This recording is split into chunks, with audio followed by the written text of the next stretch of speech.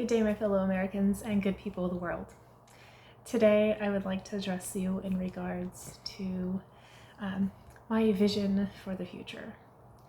I think there are many brilliant voices that are out there right now that are taking their ideas and concepts and all of their capabilities, and they're molding them together into these beautiful synthesis of constructs, and they're able to build up tangibilities in society utilizing all of these elements they're able to pull together.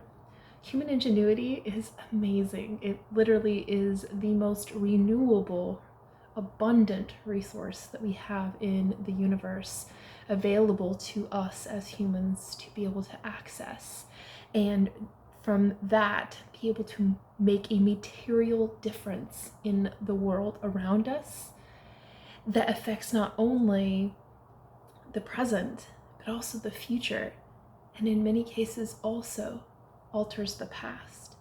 Not in a sense of we have a time machine and we go back in time and we alter things so that our present is different and then the future extends in some other different way, but kind of in a sense where we can reimagine what has come before us that has led us to where we are now, and we situate ourselves in a new orientation within the relevant space of our situational context, our find context, and our the context of our discovery, like how we've gotten to this point.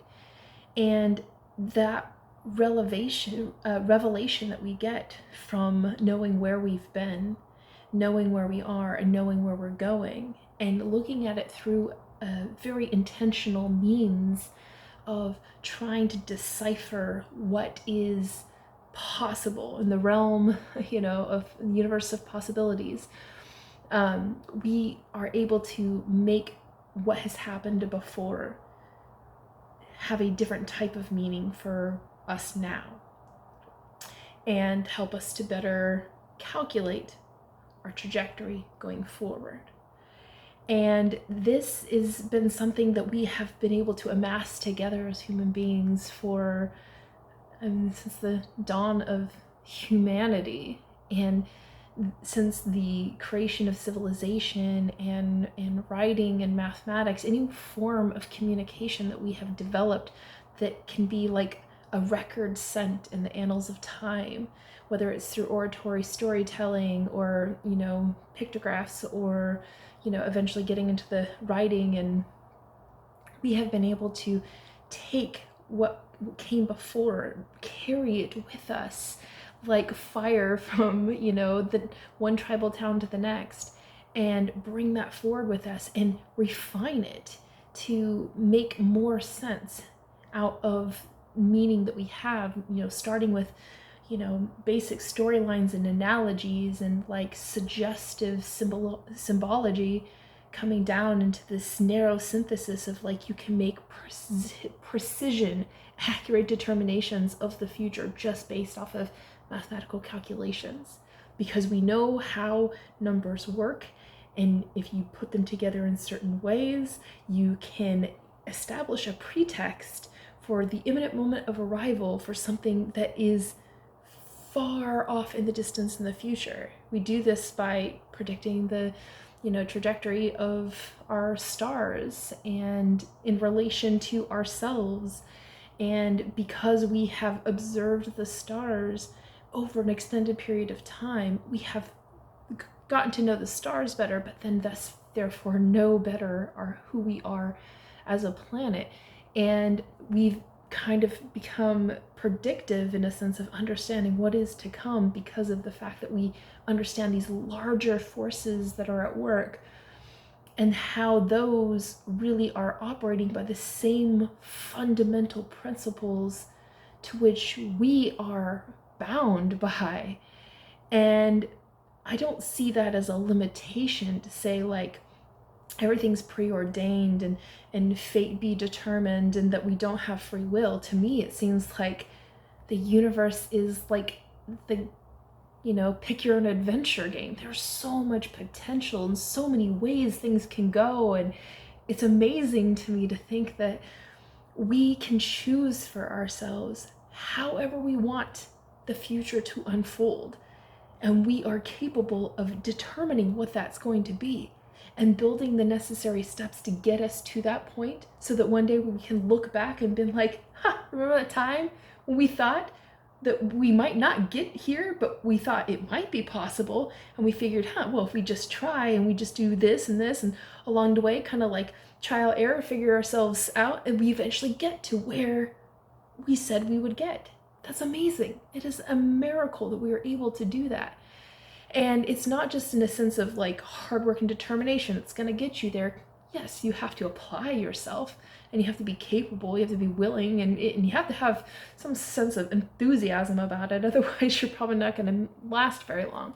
Enthusiasm is part of the spark of endurance. But the fact that we can see something in the future and then arrive in it, and while it might not be the exact perfect image of what we had assumed it was going to be or anticipated that it was going to be, it still arrives in this figurative sense, kind of like an analogy backwards almost, where it's like you started off saying it's going to look like this, and then once you got to the end of it, it's like, yeah, it's that, but it's kind of like in a different art form.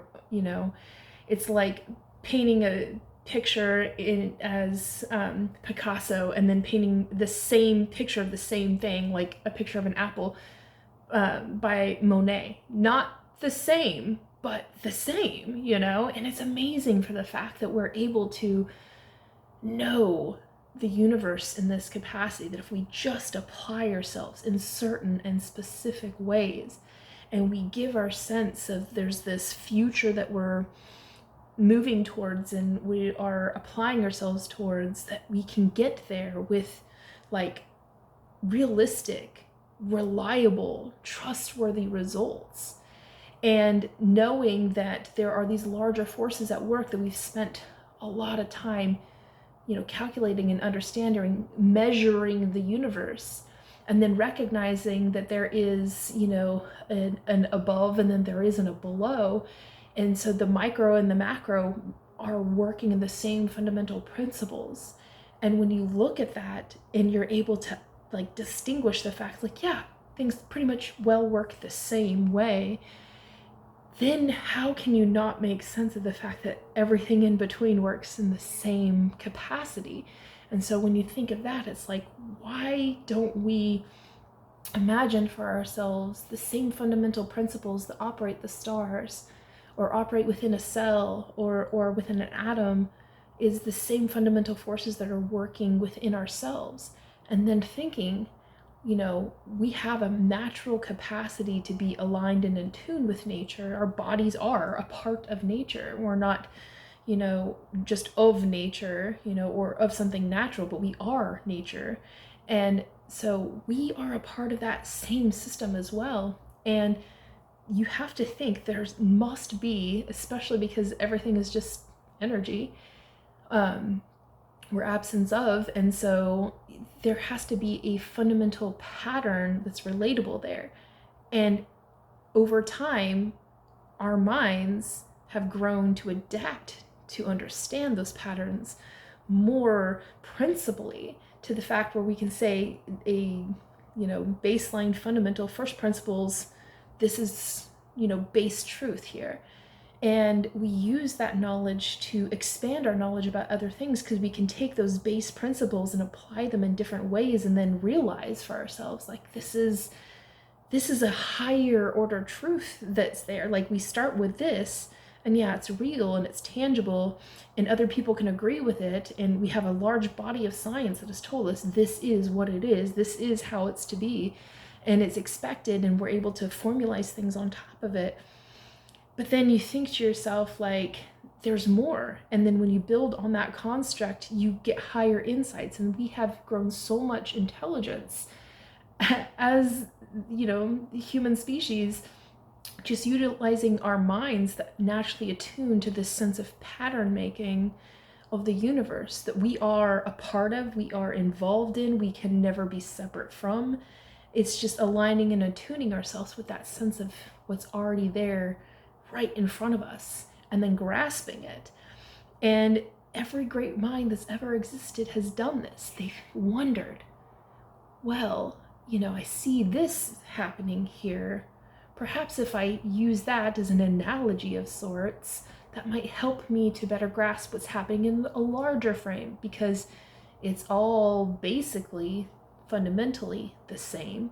And if we're assuming that the universe is just made of these basic principles and that they are invariable and they are consistent and they're thorough in terms of like applying, and it does achieve, results that we anticipate, I can take an analogy of like an apple falling from the sky, and then from that extract the concept of gravity and be like, wow, we've just advanced our understanding of how the world works, our place within it, and what we can do with that information has led us into greater and greater feats. Like if, Newton didn't have the idea of thinking, how might I determine what this force is that's happening when, an apple falls, what is happening in that sense, and how can I extrapolate that into a figurative symbolic sense, formalize it, calculate it, and then use that same theory to represent other things in a larger form to suggest that,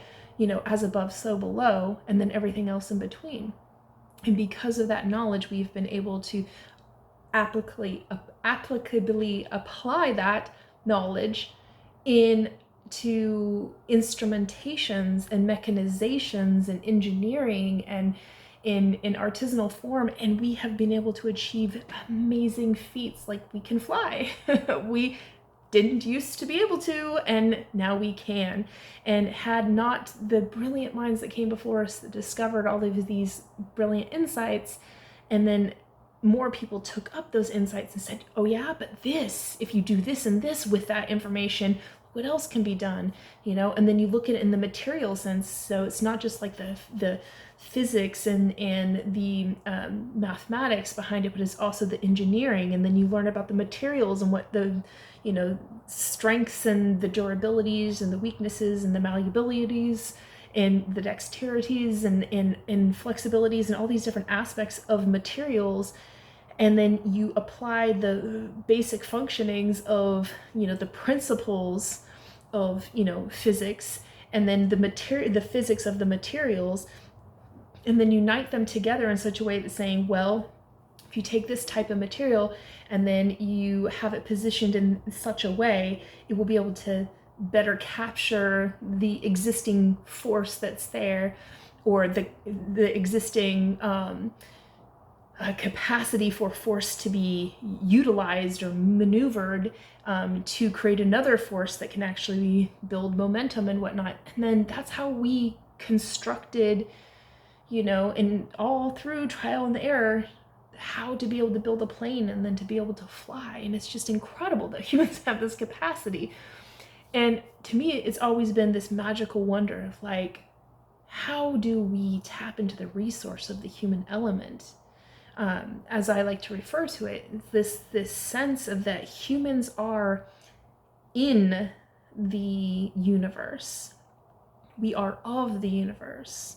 We are part of it. We are want for that universe to continue, and in the most natural way. And even though we have free will and we determine, the things that we do, it's all still in alignment with some accordance of patterning and placement and time. And so when you think about all of that, and then you realize we have the capacity to change the universe, change things outside of it, especially if we're able to apply certain types of understanding in the right time, the right way, the right reasons, we can establish certain specific, definite outcomes. We can be outcome engineers. Humans naturally are outcome engineers.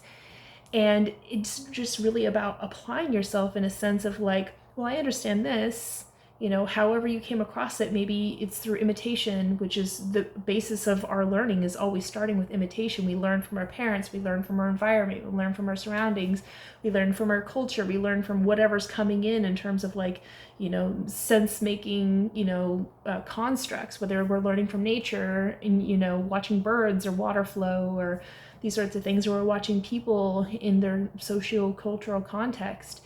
We're learning, and we learn from that, and then we mimic it and we pattern it, and then we establish how we might be able to do that too. Do we have aptitude for that? Do we have capability? We try and trial and error, and then we work and we progress, and we establish protocols and practicum, and we follow through with, every day working the grind, polishing ourselves to the point where we are able to say, I tried this thing and now I have mastered it as a craft, that I can do this with exceptional, prestigious, skills, and it ever continue to refine it, because, you never reach full mastery. Mastery is a lifeline continuum. But when you think about the fact that we have grown a body of knowledge together as humans over time, and we continue to grow that knowledge, and we have been blessed with this magnificent technology of the interwebs, this amazing network and access and, lines of connectivity. And we're able to be on the same continuum with people in terms of learning a certain thing in a certain way, and certain reasons. But then the same people learning that, but in a different way, can come to the same conclusions. And it's brilliant that our minds are capable of doing this, and that we have amassed so much knowledge that we can share across strains of distance with one another, and we can access it through technologies that have the capacity to store massive bodies of information.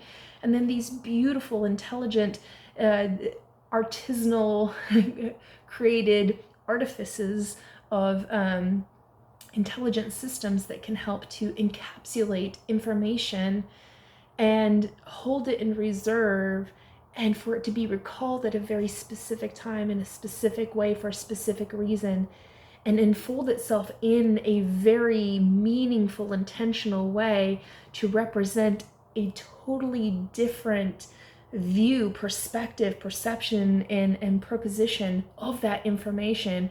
And it unveils itself in the right time, the right place, in the right manner, in such a way that it's like a new method of its existence, and so it's incredible to me that we have this fascinating capacity to take the internal brilliance of our minds and everything that we've crafted internally, since as long as we've been able to record information, bring it into a digital realm, and for us to be able to parse that information and separate it and cultivate it and craft it and, curate it and create these magnificent, artificial constructs that are real and tangible, though we may not be able to actually hold them. We hold them in our minds and in our thoughts and our hearts, and we can share that with people that are not even in the same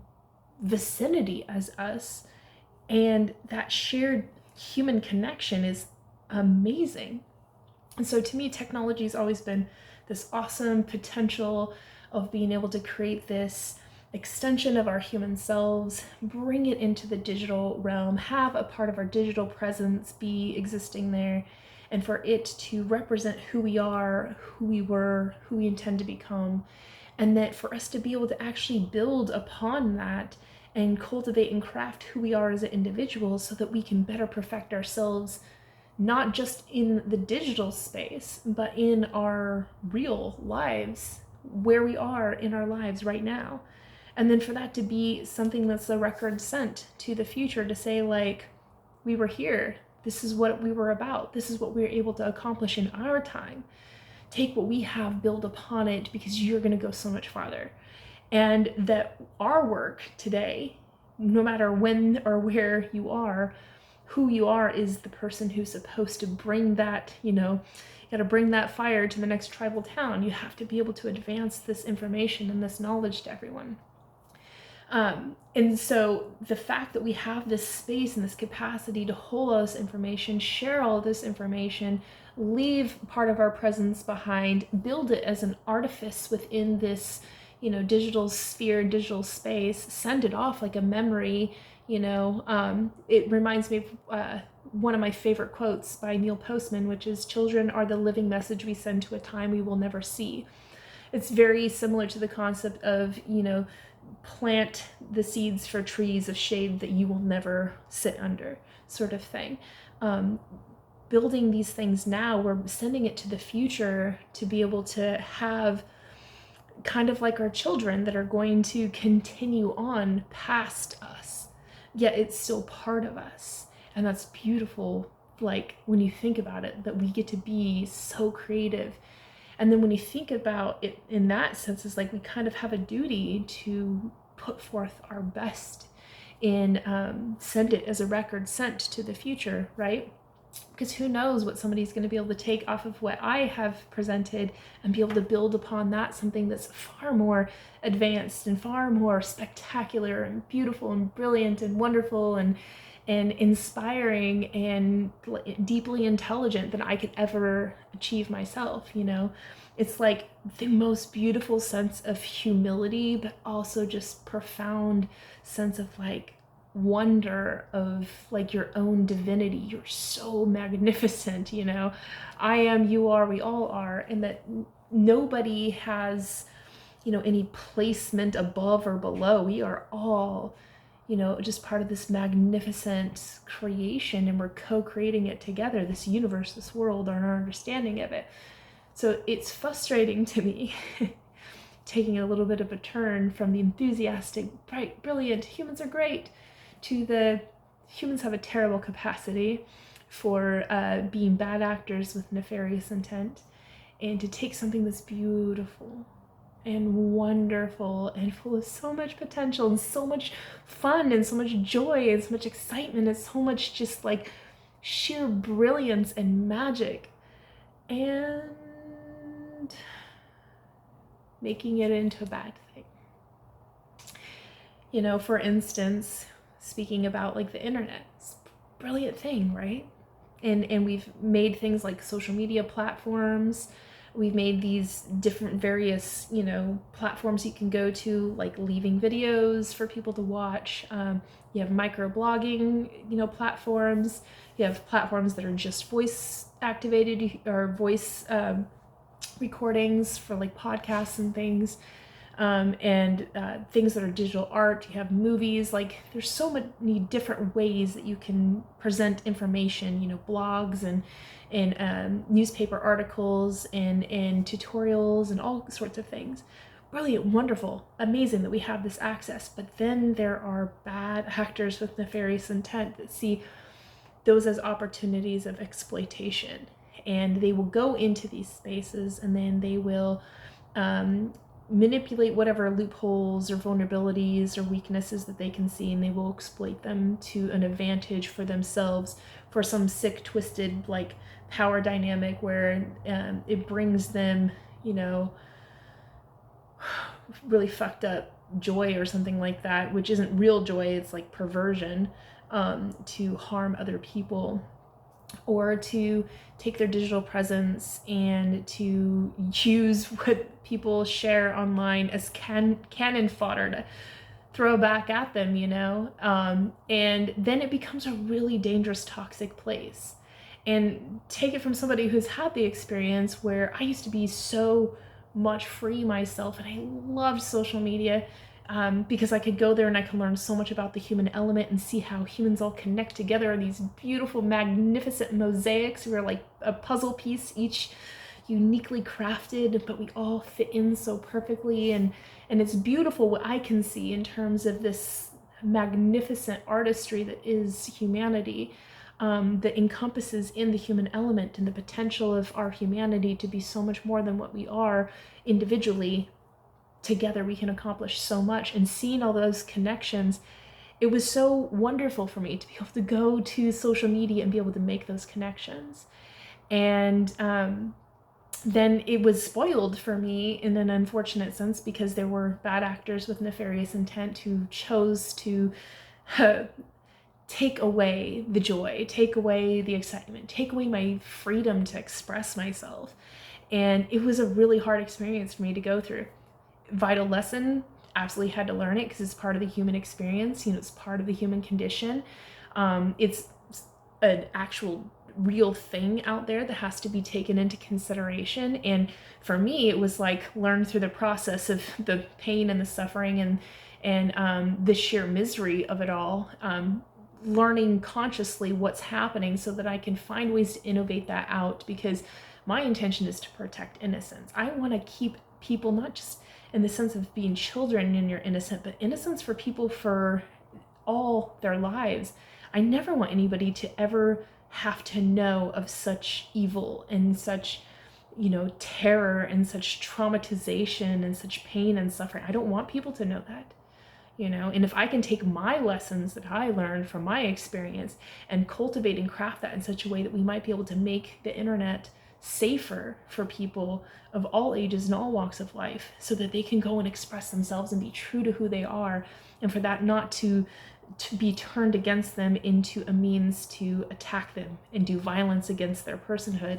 Like, that to me is super important, because again, like, one of my soul print values is to protect innocence, and that includes children and people of all ages. I want people to be innocent in the sense of not having to ever think or to concern or to worry or to live in a state of fear that is something that they have to worry about, or to be in a position where that does happen to them and then fear like there's nowhere to turn to stop this.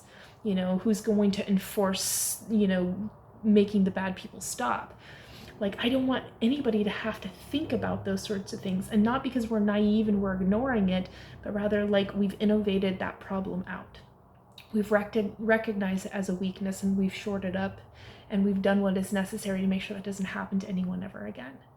Because ultimately, while we do create technology, we have to understand that there's potential for that technology to be used against us and to be used in the wrong ways. It's like the concept of a righteous instrument or a tool for evil. And it's kind of like two sides of the same coin. It has potential to be both.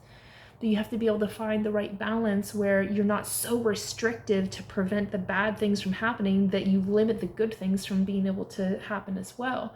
You have to find that fine line and then create that gray area space in between, where it's like, we're not trying to, impose or infringe or limit in order to protect, but at the same time we must protect, so we need to have boundaries and limitations and deterrences and ways to eschew, and diffuse and whatever means is necessary in order to make sure that the capacity for evil to exist is lessened. It's kind of like the concept of the yin yang, where there's a little bit of the black in with the white and a little bit of the white in with the black. And it's like you can't completely remove all of it, The white and the black are defining, they're coexisting delineations and definitions of each other.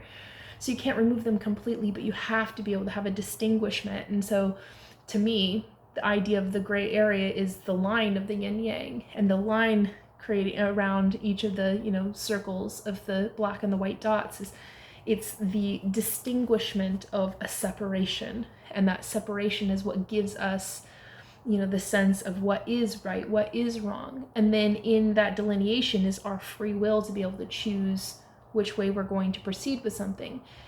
And then that's also the space for potential for redemption, because even though there are bad actors with nefarious intent, I just really honestly believe that it's a misunderstanding between people that has, created any sort of conflict. And the best way to work out that conflict is for both sides to be willing to be forgivers, in the sense of, you can't always control outcomes, but when an outcome does happen that, may not be into the best interest of all parties involved, you have to be willing to go to the table and negotiate, not on the basis of fear, like fear that this person might do it again, or fear that you're going to be harmed again or something like that, but more like a sense of, well, we know that's a potential, we know that's a possibility. How do we make sure that that does not have a foothold for it to happen again, sort of thing?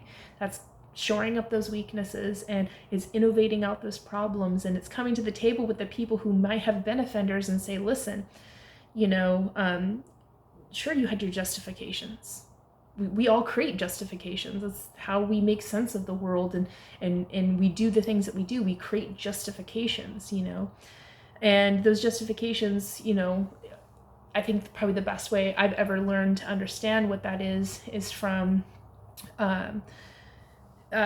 a book that basically teaches you, it's a book by the Arbinger Institute, and it basically teaches you the concept of putting people in a box. And you have to put people inside that box because they have to be a thing in the box in order for you to deal with them, and kind of force them to conform to your needs. Instead of being out of the box with people, which this book kind of explains, is just like, you need to accept people as they are, accept yourself as you are, and understand sometimes you need a little bit of space, a little distance, establish boundaries, you need to communicate, you need to allow people to make decisions and choices for themselves, because when they feel their free will is being restrained, then they act out in defensive ways, and then what you're creating is a control drama, which I learned from another book series, which is basically called the Celestine Prophecy, and it talks about the idea of people putting each other in these control dramas in order to steal energy from one another. But the idea is, somebody will be an intimidator and intimidate somebody in order to get power away from them, energy and power away from them, and that person will become, a poor me victim. And as long as they're a poor me victim, the intimidator is going to keep coming in and aggressively take energy from them. And so if you're creating context where, you're controlling people, you're justifying what you're doing to them because you're getting what you need out of them, and they're kind of asking for it, they shouldn't be so weak, and then they wouldn't be exploited. It shouldn't be who you are, and then you wouldn't be exploited. It shouldn't be a woman, you shouldn't be trans, you shouldn't be, a female that wants to have power over your own body. You shouldn't want, free speech and be able to say what you want, what you think, and what you feel without somebody coming in and tell you what to do, what to think, and what to feel, And so when you have somebody coming out to try to control you, it makes it difficult for you to be who you are, and then you lash out, and then you throw a control drama on them, you create your context, and then it's a huge misunderstanding of terms of like, how can we just be at peace with one another? You do you, I do me, and sometimes we don't belong in each other's spaces, and sometimes we have to have boundaries and barriers, and sometimes we need to have laws that or regulations that say, listen, this is a defined, distinguished, delineated, and defined line that if you cross that, there will be swift, consequences, and they will be actually enforceable consequences for that, in order to make sure that people don't get it in their mind that they can get away with doing bad things and have no consequences to it. So this is part of sociology, this is part of society, this is part of, governance. We have to find a way to reasonably live together, and we have to do so artfully and respectfully, and understand some people need more, enforceable regulations to prevent them from doing bad things, and more care and intentional types of reform to help them to learn better ways of processing whatever need that they have inside themselves that they are seeking to fulfill by afflicting others and individuals. And then also on the other side of it, those who are susceptible and weak to exploitation, you got to build up some thick skin and learn better coping mechanisms so that you aren't, kind of like bait and prey that people naturally are like, prone to seeing, oh, this is somebody I might be able to do something that I shouldn't do, because I could probably get away with it because, this person isn't going to be able to fight back or whatever. So we need to build strength, inner strength and resilience with people, and better coping mechanisms and better fortitudes, better sense of confidence, but also giving them a sense of knowing that there's a strong community of supports of people where you can reach out when it's too much for you to handle alone, and that those people will be there for you to help you to fix the situation, help you to create those boundaries and barriers if necessary. I really do believe that technology has so much potential and so much responsibility to create such a means to help to create the appropriate environments for people to be separated from each other, but also hopefully be able to have space to come together to resolve their conflicts and then be able to find a lasting peace, even if it's not, that you can ever come together, but at least you can resolve that, things are settled. And it's really important that we have that type of mentality in society. I don't want to make it seem like I'm trivializing everything.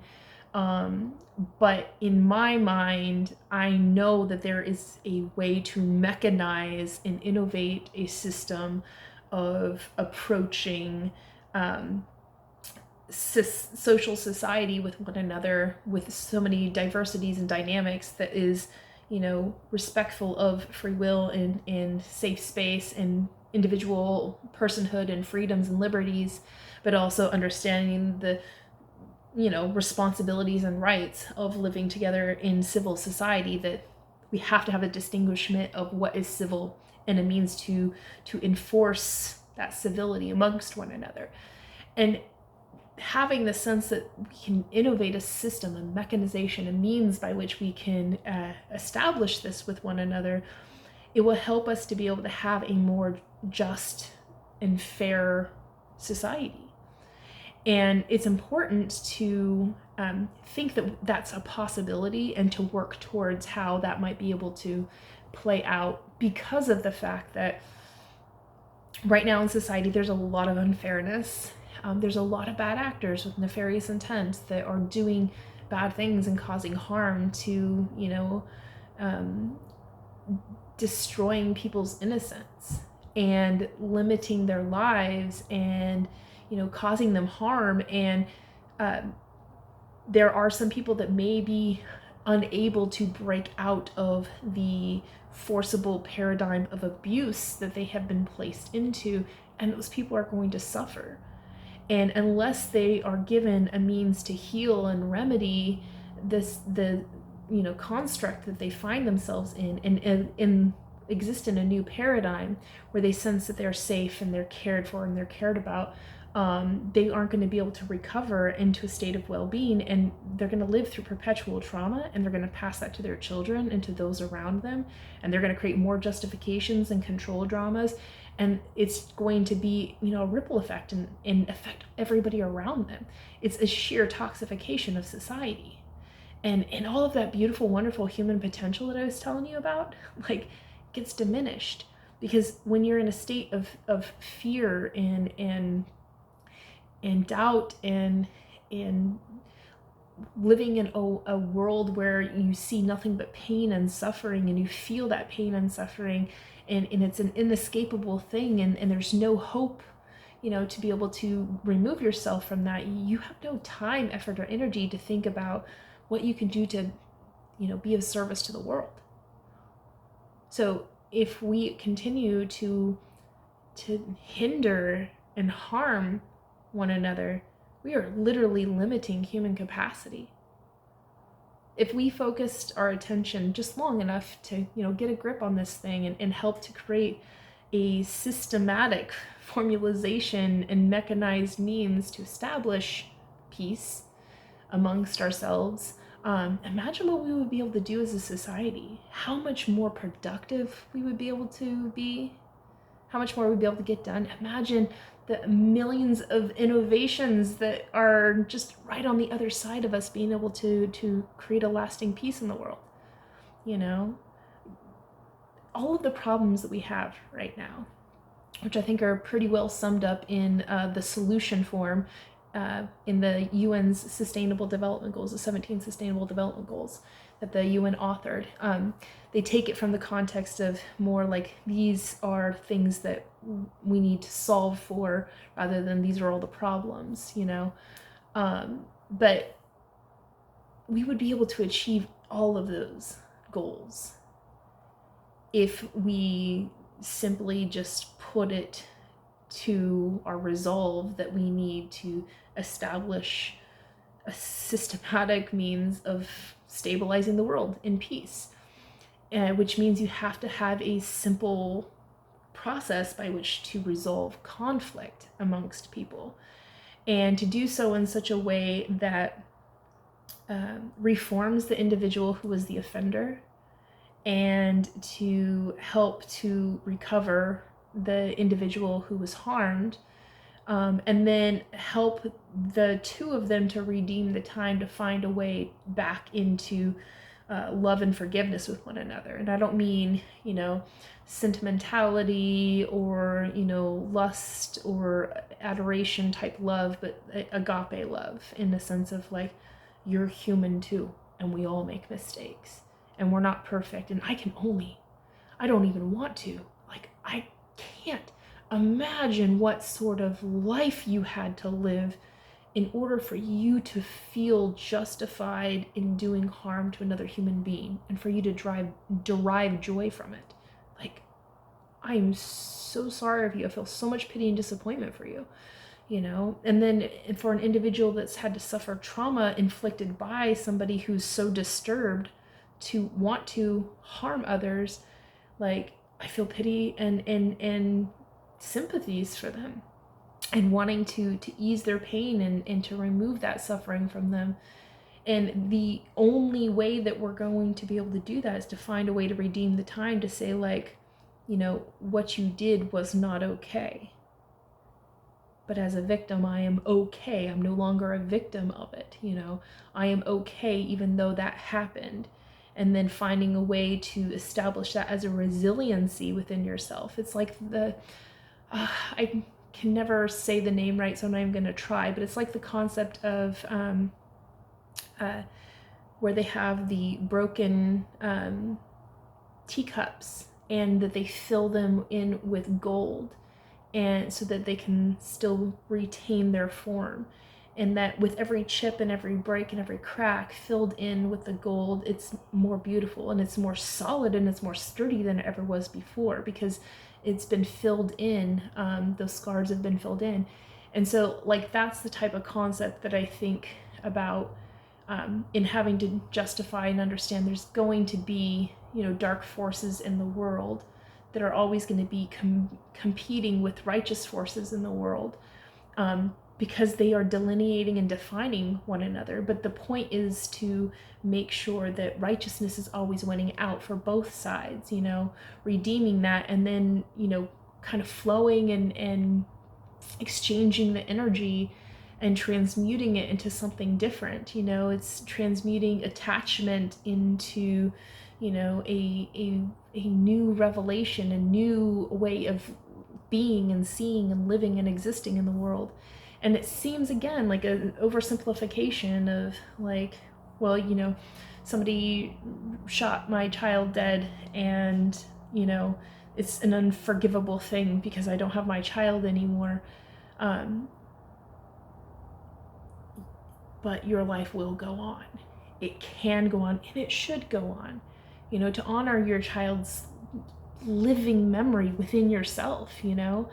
And you grieve, absolutely you grieve. And that's part of the process too of healing, is going through the grieving process in a very specific and intentional way. You know, living it out loud and going through that experience, as difficult and uncomfortable and challenging it is, it's vital and it's necessary, because it's the gold filaments filling in your cracks sort of thing. But in the end of your grieving process, you know, which there always is an end to it, you know, the only part of it is that continues and must always continue, And that's part of the living memory of the love, is the acceptance part. Like you go through the anger and the denial and, the regrets and all of these things, but you eventually get to acceptance, and then the acceptance is just what you have to always live out. So you're always grieving, but you're grieving in an acceptance instead of a denial or resentment or anger, because those are the things that hold you back, leave you in the dark side, but then you come into the light of like acceptance of what this is. I'm not attaching myself to things should have been different, this never should have happened, but rather like this did happen, and I'm accepting that it did happen, and look at what my life is going to be now that has happened, and I'm going to devote myself to making sure that this doesn't happen again, which is a very common thing that happens to people who are harmed. They transmute their pain and their suffering into a way to help others to not suffer, which is exactly what, I'm doing, in the sense of like wanting to find a way to help improve the, digital, ecosphere, to make sure that our digital spaces are safe spaces for people to exist where they aren't going to be harmed. And then to identify the bad actors with nefarious intent, and then limit their capacity to do harm, and then bring them into a position where they have to reform themselves, or they are not going to be able to continue to participate in the experience of the online experience. And so the idea of having some way to be able to establish this mechanism for conflict resolution in society, super important, right? As you think of human history, like, conflict has been a big problem, and most of it is like conflicting interests. Like, I want it to be this way, I want it to be this way. Oh, well, if it's that way for you, it can't be this way for me, and so I'm going to fight you about it. And then all of a sudden you have an argument over like petty things, and think of how like stupid that is in some contexts, because it's like fighting over land. It's like there's a lot of land in the world, and you're fighting over for that part. Like, why?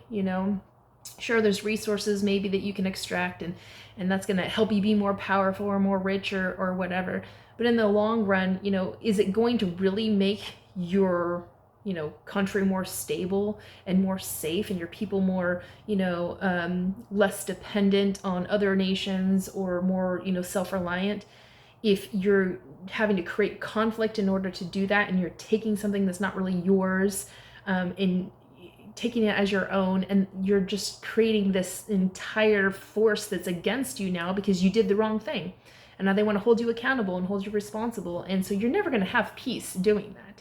So, you may grow in wealth in some sense, but you won't have tangible, holistic wealth, which is a sense of, stability and confidence and reliability and assurances, and just like the sense of peace, living in peace of mind. You can lay down at your head at the end of the day, and that you're doing what's right in the world, and you're helping to contribute to what's right in the world, and you're not offending other people, and so there's no reason for other people to come and offend you.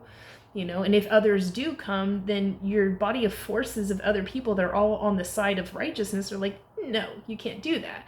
And we should have more of that type of experience, and that's really what I think nations of the world tried to do with NATO. Was like, we had a bad experience with war. We need to not let that happen again. Those type of dark forces need to not, root anywhere or get a foothold anywhere. And we need to be able to have a means for us all to come together and be responsive, act fast, united in a way to say, like, we all understand what we're here for and what we're about and what we're doing, so that we can, nip these things in the bud before they get too far out of hand and things fall apart in even worse ways. And so we have the need, and we have the want, we have the drive and the desire, and kind of like the rough framework to be able to establish, a conflict resolution for the world. But a lot of those systems are not effective because they're based in the, people could just opt out and just disregard it. And, what are you going to do? You're going to actually, evoke your powers against me? you really want to do that because I will just turn around and evoke against you, and then we have a larger fight on our hands. And it's like, do you really want to be the cause of that fight, or are you just going to let me be the bad person I'm doing and get away with this stuff because, it might potentially be worse if you call me out on my bullshit. And so I think that that's a lot of where we have, some countries right now thinking that they can infringe on other people's spaces and doing so in such a way where it's like, how much can I get away with before they actually, throw down the hammer and the gauntlet and say, nope, we're done. That's enough is enough. We're going to throw everything at you to keep you from doing this. And knowing that that's such a risky business in the world, especially having nuclear weapons everywhere, it's like mutually assured destruction, but is it really mutual destruction? We've seen kind of what happens when we have nuclear fallouts in areas, and life does go on kind of in a way, and some people are willing to go to those lengths if it means that they win in the end. Big ego problems, and they don't know how to like put themselves in common ground with humanity. It would just be like, there's things that are so much more enriching for your human experience and in empowering and amazing feeling for your ego than to do bad things. It's actually better for your ego when you do good things. That's why you feel amazing when you help another person selflessly. That's why you see a lot of people on social media trying to show you, like, look at all the great ways I've helped people and whatnot, because it gives them a good sense of ego inflation. It's like, I am a good human and I've done good things for good humanity today. And I'm not saying there's anything wrong with that. Virtue signaling is very important because it helps us to delineate and define what's good humanity. But at the same time, we need to make sure people see how valuable it is to do good things and how that feels, and how much more powerful you become with that, and how much more allianced the world becomes and peaceful it becomes, so that people stop tapping into the source of negative ego hits, where they do bad things and then they derive joy from harming others. And so it's difficult, because there are a lot of like genuinely deeply saturated in the atmosphere of evil bad actors with nefarious intent. And the likelihood of them ever breaking away from that state is really not high probability, given the fact that the world itself has yet to create what's necessary to prevent them from getting worse. There's no force that's enough that they will ever think that they have to stop. It won't even come into their mind that it's a necessity, that the thought won't enter their heads in terms of like, oh, I need to start being good, or like, I need to change my ways. It's kind of like what religion was supposed to do, is be like, don't be bad, because the threat of eternal damnation should be enough to make you not be a bad person. But in the sense of many people don't necessarily believe that. And if they don't believe it and they don't have faith in it, they're not going to act on it in any real sense. And so that's why it's important to build tangibilities in the world that say these are actually the enforceable regulatory markers by which it's like, if you pass this line, this happens automatically, stops you from doing that. There are repercussions, and there are actual ways to enforce, what we have set as our bounds and the consequences for, exceeding those bounds. And that is the means to start getting the thought in people's heads. It's like, oh, well, maybe I need to change my ways.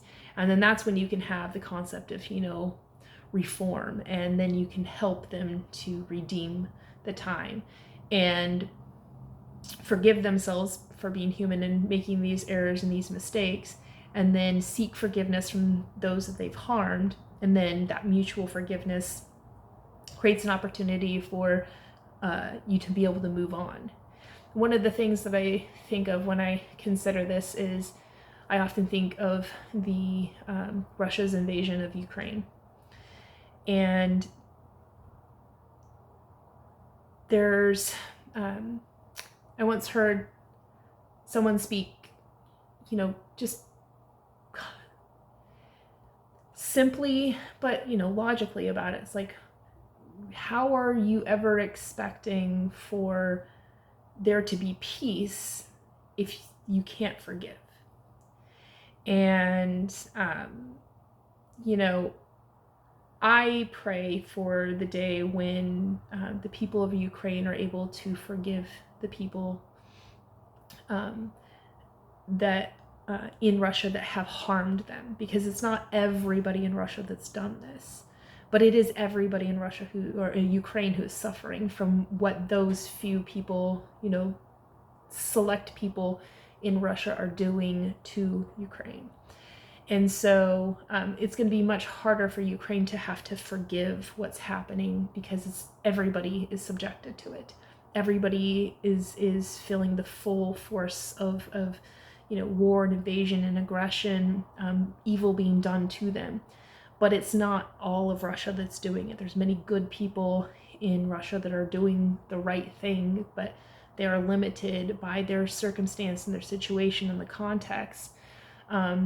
That they don't have the means or capacity to stop it necessarily. And so, but it's important that Ukraine gets to the point where they can forgive, those in Russia who have not harmed them, because it's not all of Russia that's doing wrong. It's just, select people. And then to also forgive those who have been a part of that select group who have intentionally harmed them. This is obviously not possible while they're still being attacked by that select body of people in Russia that are attacking Ukrainians. Like, you can't expect the victim to accept from the abuser, like, just don't retaliate and no harm will come to you, sort of thing. Like, the concept of a ceasefire is really just unreasonable in the sense of the intention has to be there on the Russian side for peace to be an actual outcome in order for a ceasefire to even be able to take root. And they've proven, that their intention is it's to make further advances, take advantage of the gains that they've received by the lessening of sanctioning and the lessening of, the opportunity of having negotiating and the, welcoming into potential partnerships and stuff. That's emboldening them and thinking, I have no real reason to commit to ending this, because look what I'm getting even while I'm doing this. I'm having my cake eating it too, which, is kind of a dumb saying, but, most people understand it as, like, you want to be able to have it all, and you don't want to be denied any of it, and you're going to do whatever it takes to get it. The problem is that what Russia wants doesn't belong to them, and it's something that they can't have if, good humanity is going to uphold in the world. What they're doing isn't right. And they need to be able to come to terms with that in a way that they understand, their intentions need to change. And that intention could shift in a sense of, like, let's just look at it from the perspective of the United States is offering to Ukraine to take up Ukraine's offer of doing minerals deals. Ukraine's intention was, we're willing to help to partner with you in a fair, just, reasonable, and right way, so that you can continue to help to support us and continue to help us grow and build infrastructure, because it's going to be mutual interests, mutual benefits, mutual securities, in a lasting partnership that we can have. And that's going to be good for us. It's going to be good for you. It's going to be good for the rest of the world, because we're going to strengthen Ukraine, and that's going to help to deter Russia from, thinking it has the capacity to prey on the weakness that they assume is there from Ukraine. But the problem is, of course, the United States is turning the tables and trying to turn it into an extortion, in extraction of, past help, and you must pay the debt, sort of thing, which is absolutely ridiculous.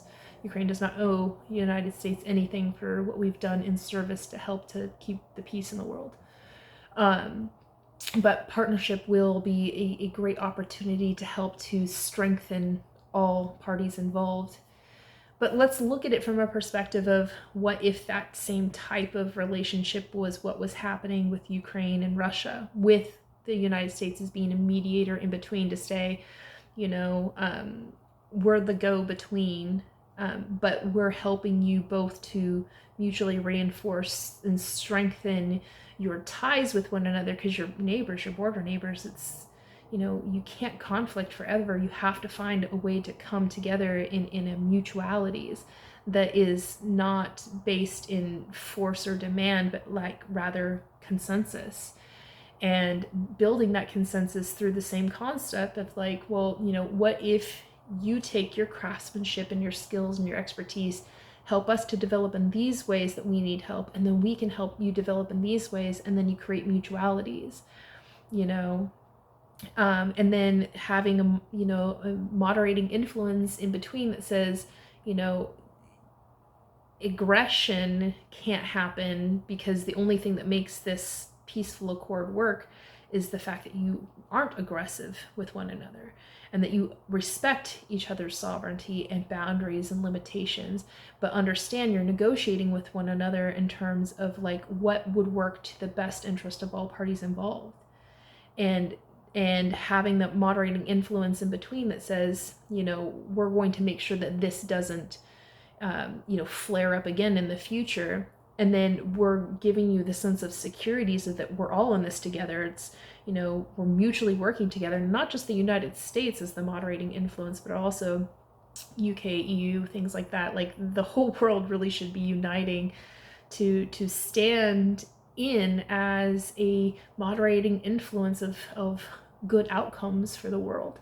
And we should be able to do that wherever conflict, spurts up, and do the necessary work of healing generational trauma. Because, this war, Russia invading, Ukraine, has been going on for a long time. This isn't just, since the past few years. This is an ongoing thing, and it's going to continue to be a problem unless you can really settle the issue of how do you create a conflict resolution that is mechanized, and that is stable, and it's secure, and it's assurances, and it gives a sense to the people that things are safe, things are stable, things are going to be okay, and then you can start to mend the ties intentionally with, offering opportunities for,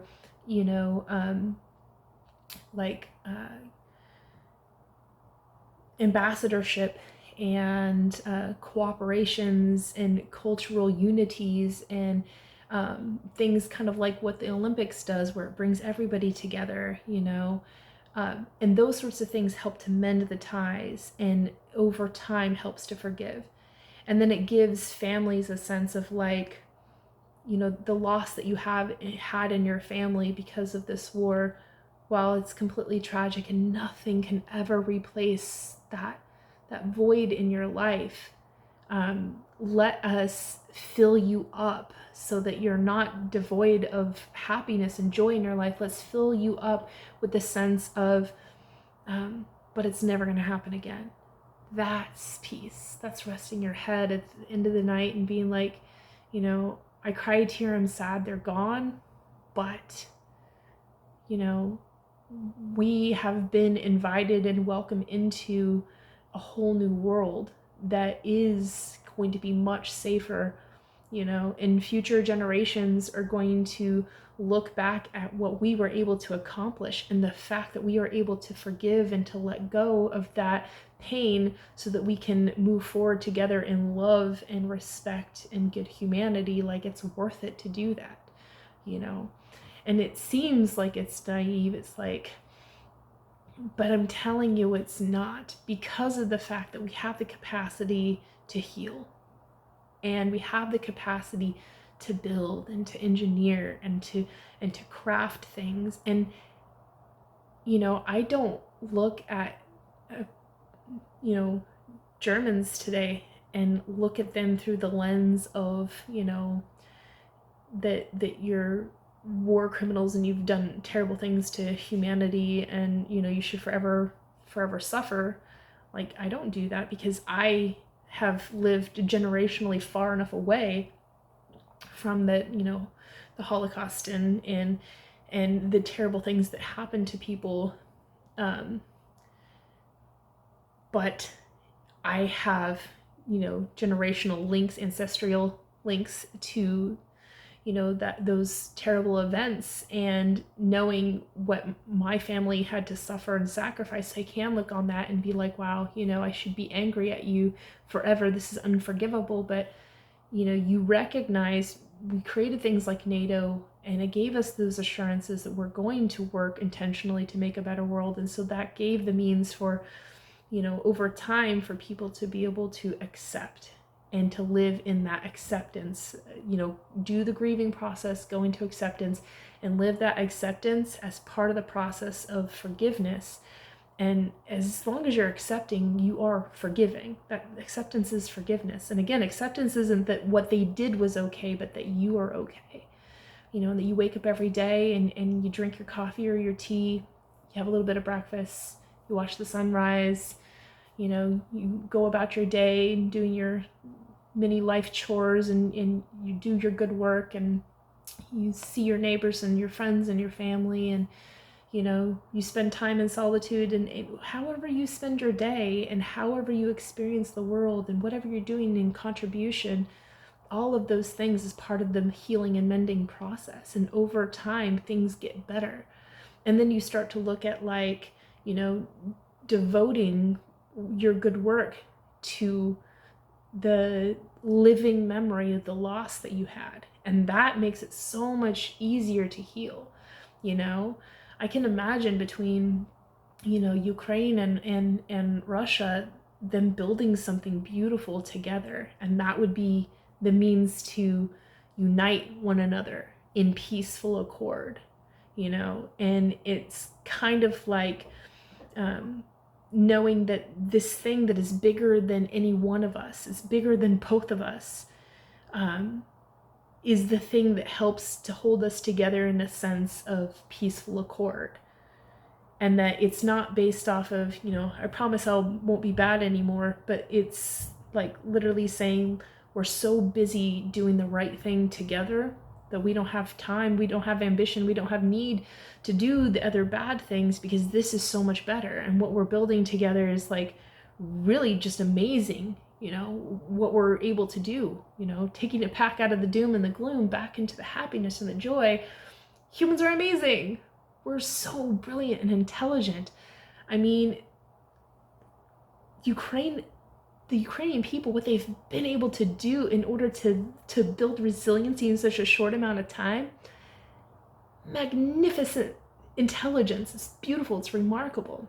And there's so many people in Russia that are brilliant and amazing and intelligent. It's like, gosh, imagine using your intelligence for a force for good, And if we're able to come together and build something together, and offer that, like the United States and other countries come together and say, we're going to make sure we're building something together, and we're going to focus our time, effort, and energy on that. It's going to be for mutual benefits, mutual securities, mutual interests. And then we don't have time to fight with each other anymore. And we don't have time to, cast blame or be hurt about it, because we're in the process of healing as we're creating together. And I really think that that's going to be the solid, stable, sure-footed path to a lasting peace, not just between Russia and Ukraine, but also the world. There's many other places that are experiencing conflicts. Let's look at, what's happening in Gaza, between the Palestinian people and Israel. Like, another one of the generational trauma issues, and their reasoning for conflict with one another is based off of holding on to these grudges and perceived offenses, and the determination that there must be paying for, the wrong that has been done. And it's about judgment and vengeance. And, there's no intention in there of securing stability and peace and an enduring cooperative involvement with one another so that all parties involved are being respected and appreciated. And so the only way to create a lasting peace there is to build something together, and for people to come together in such a way where it's like, we're not disappearing who you are, we're respecting who you are and recognizing that you being who you are makes you full of the potential to help to kind of shore up, our incapacities, because we can do these sorts of things good, you can do these sorts of things good. Imagine putting those together in such a way where instead of seeing our differences of points of contention or conflict, rather like, wow, if we're back to back facing the world together, look how much more we're capable of doing together. Instead of turning on each other all of the time, turn out, face the world, and build something together. We can accomplish so much more together. And so in the concept of considering that all that is between two conflicting sides is a misunderstanding, the best way to resolve that misunderstanding is to create something together that you can understand, from your side, from their side, and come at it in whatever ways is necessary, so you understand there's something bigger than either one of us alone that can only exist when we do it together. And that is so much more important, so much more beautiful, wonderful, and amazing and creative, that becomes the center of our attention and our focus. And through that we heal, through that we mend and we set things right. And generationally, we are able to say, yeah, we came from a really dark, limited, sad past, but we're able to move forward, every day as a part of the healing process to mend those and bring us back into a sense of we don't have anything to hold us back from uniting with one another. And I think that's the potential that exists in any area of conflict. It's also recognizing there's areas where there might not be, as of right now, a means to come directly together. So why having a moderating influence in the middle is important, but also at the same time knowing you could have enough space in between, that space gives you the time and the breathing room and the sense of, that you're safe and you're all right because you're not right in the middle of the conflict anymore. And that in that, from your distance that has been established by a moderating influence that says, back it up, you must maintain this many feet apart from each other for the time being, in that safe space and that distance, then say, okay, the point is, you on your end build up the resilience and the reinforcements that you need so that you sense that you're okay. Knowing that we are here to prevent anything bad from happening, coming at you from these sides. We're here, we got your back. We're all about helping to support you, your sense of stability and security. Build up those reinforcements for yourself, and we'll help you in the ways that we can to establish that. And then doing same, moderating influence, doing the same thing with the other side, saying on your part, do whatever you can to make amends for yourself, give your sense of safety and resiliency. We got your back, we're here for you, and we're working together. And then working mutually to eventually, lessen that gap and bring a bridge between the two of them so that they can start building together in mutualities, in that sense of trust with one another. It's like, okay, we've had enough distance from one another. Let's try coming together on a few things here and there. And then start weaving that fabric of creation, it's like a rope bridge almost, where you're connecting the sides to meet in the middle into a situation where eventually over time, that's the thing about this, is it takes time, that you'll be able to cross that bridge without worry or concern. You don't need to have walls or barriers, or partitions, or the fact that the bridge exists explains that there's a delineation and definition that there is differences here, but those differences are uniting us, not keeping us apart. Over time, we can build the means for people who are conflicting to be able to come together. And I think it brings into the whole, human ingenuity. Humans are great and brilliant, and we come up with interesting innovations all of the time to do random weird things and brilliant, amazing things. And I like to build. I have an engineer's mind, and I'm always thinking how to outcome engineer things. What can be built in order to establish a certain definite outcome? And so the idea of how can we create something that conflicting sides can work on together, that can help them to come together and resolve, their issues over time, and make amends and lead forward with acceptance through the grieving process, and heal and come into an eternal acceptance and forgiveness leading forward. That is also the ultimate deterrence, because you're loving and accepting and appreciating, coming into that unconditional agape love with the other side. Having something that you can build on in together would help to resolve that. And so I came up with this concept called, excuse the name, like my mind is mostly made up of song lyrics, so I have a lot of references to music, but this concept is called Iron Maiden. It's not off of the Torture Device, it's more based off of the music.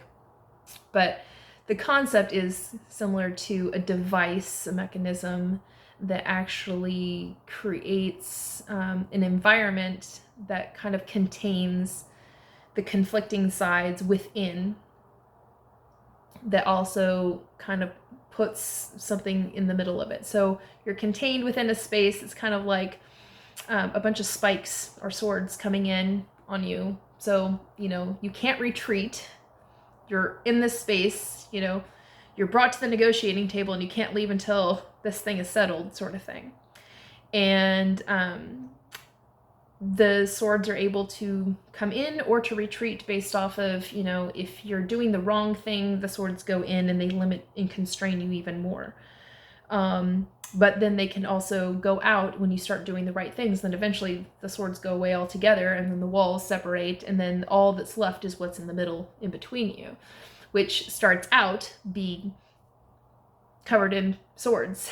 And so you kind of don't want to get close because you're going to stab yourselves.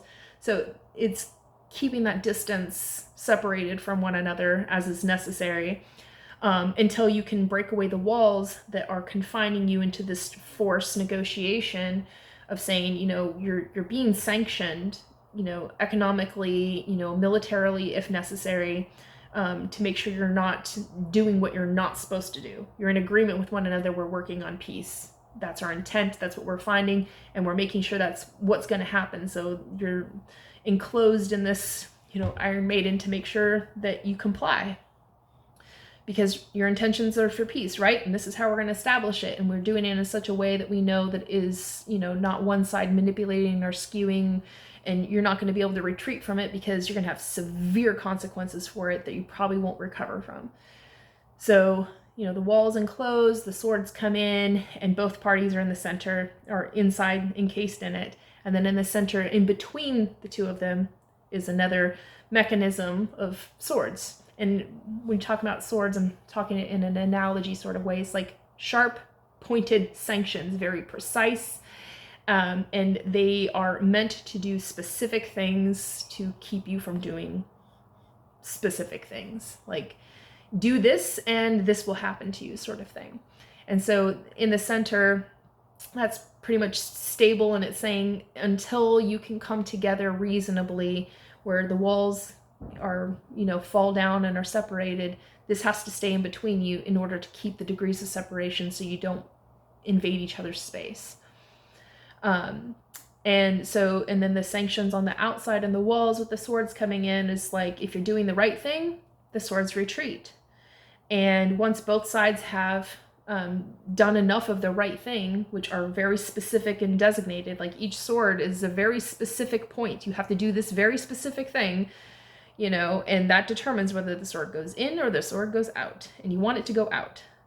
And once both parties have removed all of the swords, then the walls come down, and then all you have is the center, which still keeps the distance from one another, but then those swords are removed one at a time as you're able to build together, in a sense, stepping stones or leverage, rather, replacing the swords with leverages to help to build together. And you replace it over time, and take the sword out, replace it with a leverage. And each one of those leverages is building something together that brings both sides into a position of higher level life experience. You totally leveled up because of it. And it's ensuring that, you understand that this is a delicate process. There's still these things you have to make sure you don't invade each other's space or offend one another still, because you still have the potential of great harm. But as you start to heal and amend and work together over time, those potentials of harm actually become the very things that help, that heal, that do the right thing. And replacing that over time, building together, you start to build that bridge of love with one another, because you have to love, respect, and appreciate the fact that they're doing their part, because without them doing their part, this mechanization that you're building together wouldn't have as much potential to do amazing things. And it's full of potential, and the more leverage that you can get on that potential, the better outcomes that you receive together, in mutualities. And you realize, as you benefit, I benefit. And so it's really in our best interest to work together. And then this mechanization is really based off of, understanding, human capacities, human needs, understanding, the differences between sides, and narrowing it down to those things which are going to be most intentionally specific in terms of applying pressures or relieving tensions. And do this in such a way, if you come to a negotiating table within this, Iron Maiden, it's like you ain't going nowhere once you're in it. But when you're in it, then it signals to the rest of the world, they're all right. They're finally ready to do the right thing. And so the rest of the world doesn't have to be your enemy or conflicting with you or fighting. We're instead championing for your success. We're like, come on, guys. And then you're offering to him, it's like, listen, I know how to help get that sword to back off. If you would just, instead of doing this thing that you're doing, which is wrong because it's offending the other side and, causing them harm, and so this sword's still there to prevent you from causing that harm. If you did this thing with us over here in this way, you could remove that sword and it doesn't need to be there anymore, because you're not doing that anymore because you made an agreement with us. We're going to do this sort of thing together. So that sword gets removed. And then it's the same thing on the other side. Well, hey, there's this thing that you're doing that you probably shouldn't be doing because it's harming the other side. But if you stop doing it, and you do this with us instead, so you don't have to do that, that sword can be removed.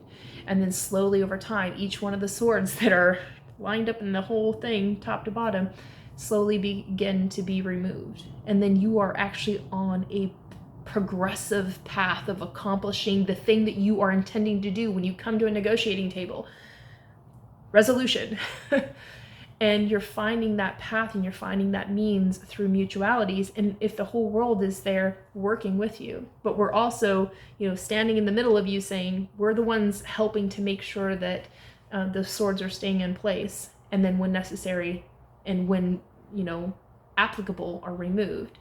And for it not to be any one person's decision to be able to do that, that way that person can't be intimidated or harmed. And honestly, they really should be anonymous, so that it makes it even less likely that those people would be intimidated to relinquish a power, and many aspects of it can just be automated in a very simple system that doesn't even require a human, and I'm not talking about artificial intelligence that some person has, calculated and whatever, and I don't believe AI should be involved in any form of high capacity decision making that is regarding conflict, at least at this time, because it's definitely nowhere near where it needs to be, but a simple mechanism that is just a simple calculation.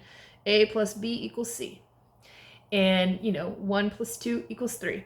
And if it's that type of mechanization and it's just simple that way, and you just have,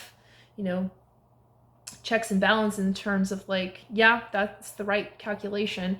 And if you achieve that appropriate calculation, it's kind of like a puzzle, right? If you have a puzzle and you put the puzzle together in the right formulation, problem solved. What are those? Escape rooms, right? They have those concepts of the escape rooms. You got to solve one puzzle so that you can move on to the next one. You got to solve a puzzle there to move on to the next one, and then eventually you escape, right? Same concept. But it's based off of what the people do, but there's only one right way to be able to solve the problem. You have to make the equation equal what it's supposed to equal. This side must equal this side, and however it's done needs to be just, fair, reasonable, and right. And that's what the calculation is supposed to say. This is how you do it right. And this is the result you should have at the end. And when that's accomplished and completed, swords removed, moving on to the next one. And you just whittle it down one problem at a time. And you bring up all of those grievances that have happened. You did this wrong, and you did this wrong, and you harmed in this way, and this was terrible, and this was god-awful, this was evil, this was, inhumane, whatever. Lay it all out on the table. And not in a way it's how dare you, shame, blame sort of thing. But rather just this is it. These are the grievances. Now we need to process them in such a way where we're removing the emotional context to it by making it a simple calculation of that, if this is done, then that's resolved, sort of thing. And if we come at it in an approach like that, I think that we actually have the means to solve for, world peace, because of the fact that we have determined for ourselves what it's going to take, what peace looks like. We actually have a model for it, and then apply it in a practical way. And I know that seems like it's an oversimplification, but really it's not. It's kind of having certain specific points that you're going to apply pressure, and filling it in with certain information contextualized that says, this is what this means, this is why that's there, and this is what it takes to get it removed.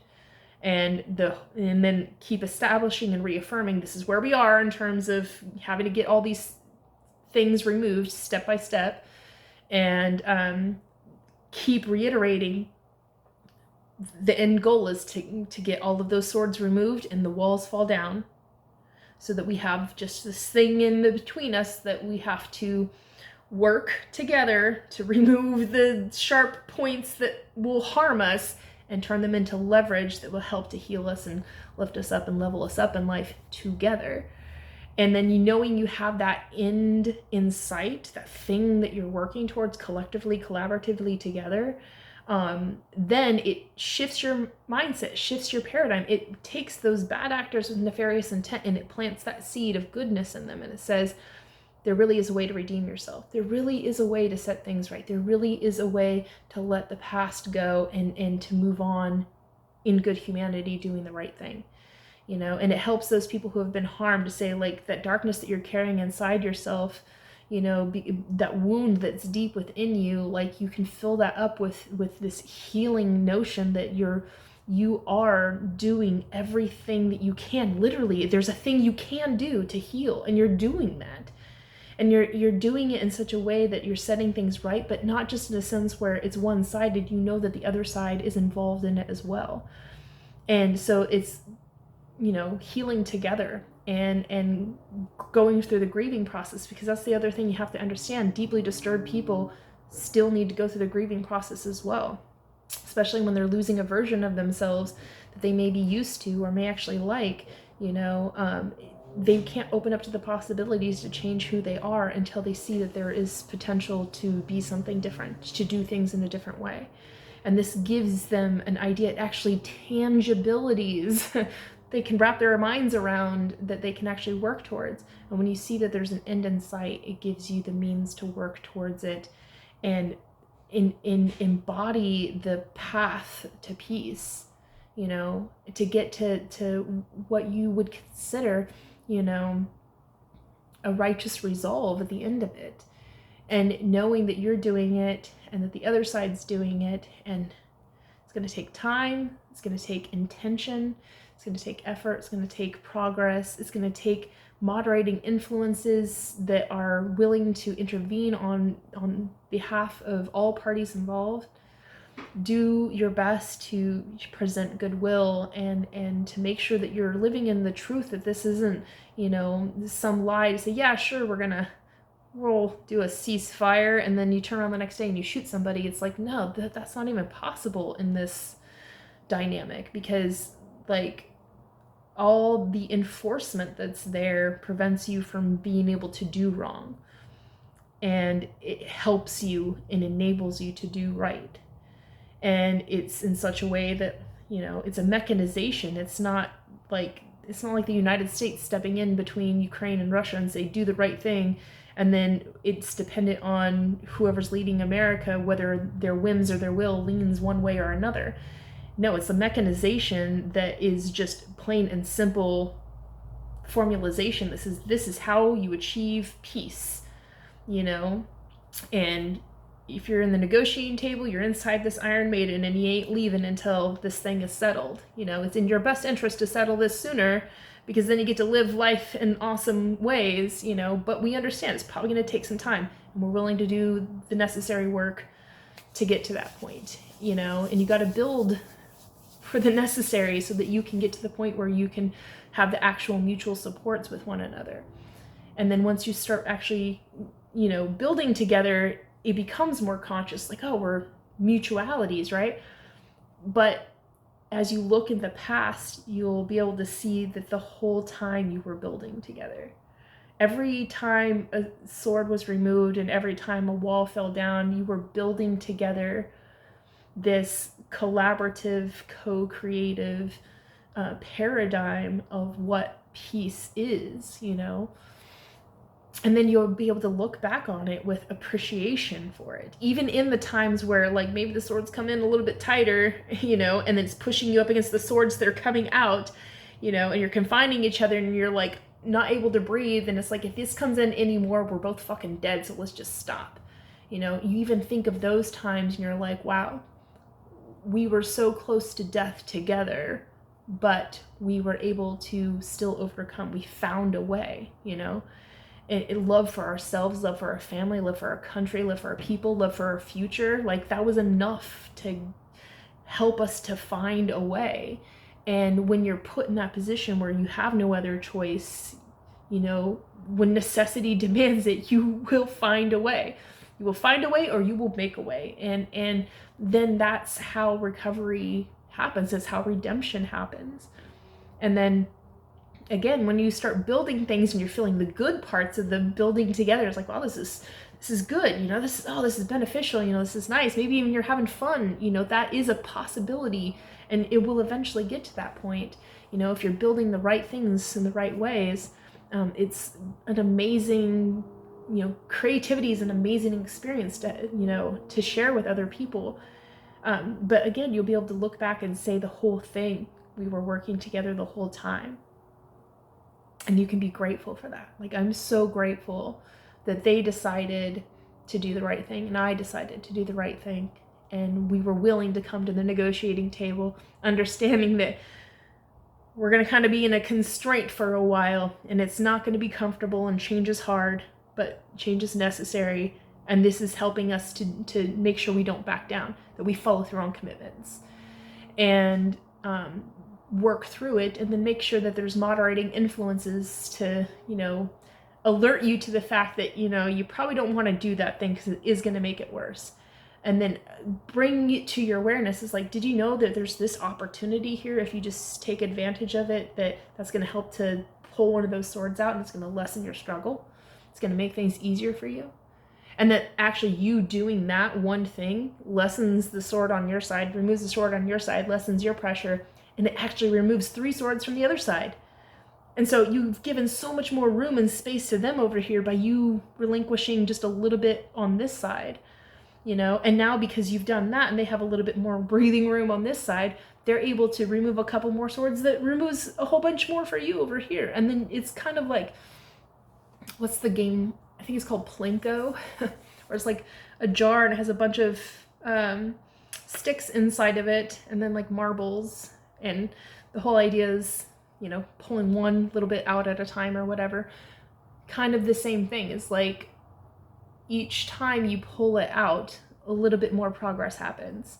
And it gives you a little bit more breathing room, and then it gives you more to appreciate about each other as you go along. Like, wow, I see your growth in that way. That's amazing that you were able to do that. I'm actually proud of you and impressed by you, and I'm grateful for the fact that you were able to do that, And then the other side can be that way too. It's like, wow, I didn't know you had it in you, that was even possible. Like, good on you. And you start to build positive reinforcements in terms of how you see one another and how you relate to one another based off of having this capacity, to be, contained and restrained, but in a way that's actually freedom, in the process. You're freeing yourself from the ultimate problem is like to be not at the negotiating table, not within this Iron Maiden that's conforming you to peace. Because, you can't control the other side. They can't control you, and everybody's just doing what they think is in their best interest, and they're not even at all concerned about the best interest of the other party, and certainly not the best interest of all parties involved, like if we're talking in a global sense, but this makes you care. It makes you understand there's something so much bigger, so much more important than whatever differences are between us. And it helps us to grow understandings with one another. It's like, I didn't know it was that way for you. Until I saw all these walls close in and all these swords come in, like, I didn't know that you had that type of pressure on you. I didn't know that was how hard your life was struggling. Or I didn't understand that was actually what you were working off of in terms of thinking that was an incentive. That was what was actually pushing you to do these things. I didn't know that. Now I know it, and because I know it and I understand it, I can be a little more understanding of it and forgiving, give you a little bit more, space to work out that problem, in a way that I can protect myself from it harming me by giving some more space, but allowing you to do the work that's necessary to work on it without me, attacking you or punishing you because, you're harming me. It's like, I didn't know why you were harming me. I was just trying to defend myself. It's like, oh, but now I understand why you were harming me was because of this. So it puts everything into a context where you're just really, it enforces understanding, reinforces understanding, and leads you to a point where, like, it's possible to do the right thing, not because you're forced to do it and you're told to do it or you have to do it, but because you understand that it's just the right thing to do. And it makes sense to you why that's the right thing. And that sense of understanding is what helps you to accept it within yourself. Go through the whole grieving process and then come into acceptance and then live in that acceptance. and then be able to forgive yourself so you don't end up, reoffending. And this concept isn't just something that happens on the global stage, between warring, nations, or warring factions within a nation, or, conflicting groups within a society, or, conflicts between neighbors, or conflicts within families, or, conflicts even in a relationship with people, whether that's, work relationship, or, romantic relationship, or even partnership or family members, even with parents and children. If you had a mechanization by which you could enter into conflict resolve, it would help you to do so in such a way where even just knowing that that sort of thing exists, it could lead you to do the right thing, because then you're conscious of like, oh, there really is consequences to my actions. Nobody really wants to be this Iron Maiden. Nobody wants to be confined in this thing, because it's uncomfortable and it's difficult, and, but if I just do the right thing now, I can prevent that from happening in the future. And it gives you a conscience, and then your conscience is your guide and keeps you from ever having to do, the wrong thing to the point where it even leads you to have to be, forced to do the right thing.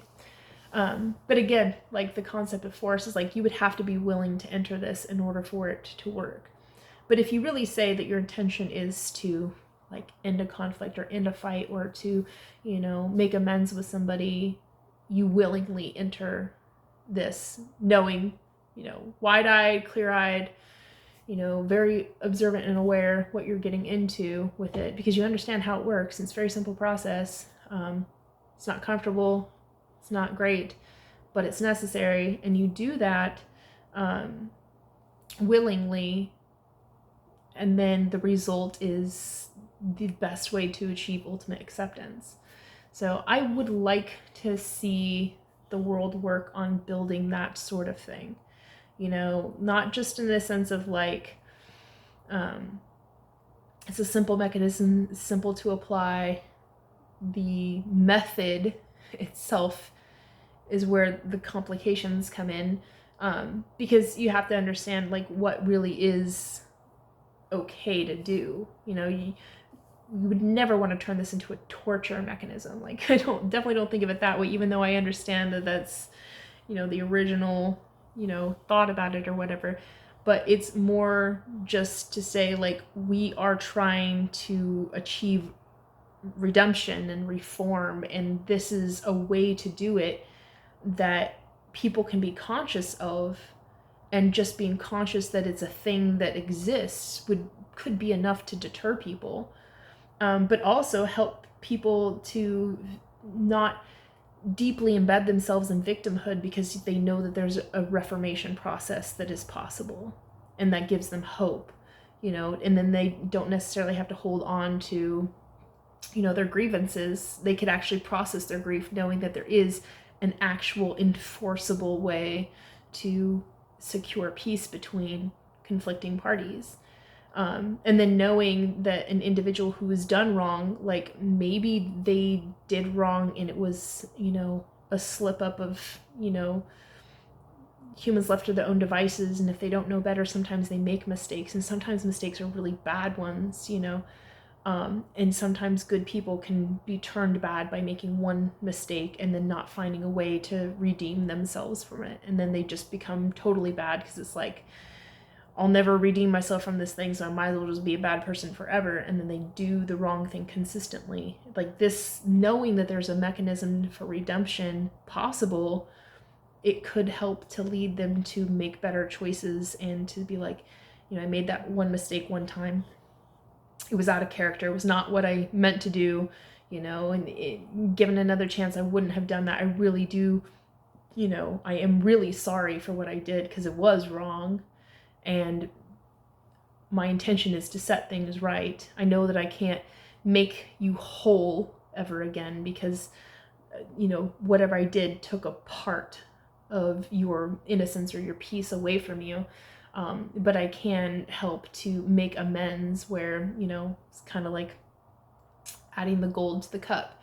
I can do that part, and it may not be able to be directly towards you, but, because maybe that is just not possible, but I can do so in such a way that, pays it forward to others. So whatever it is I'm still doing in service to good humanity to help to heal the world, make amends for the things that I've done wrong, and then you redeem yourself. Like, isn't that what most religious text teaches people, is like the whole concept of like humans are imperfect creatures and the world is really hard to work out, and man, there's a lot of forces that are influencing you, and sometimes you get put in a bad place and you go the wrong way.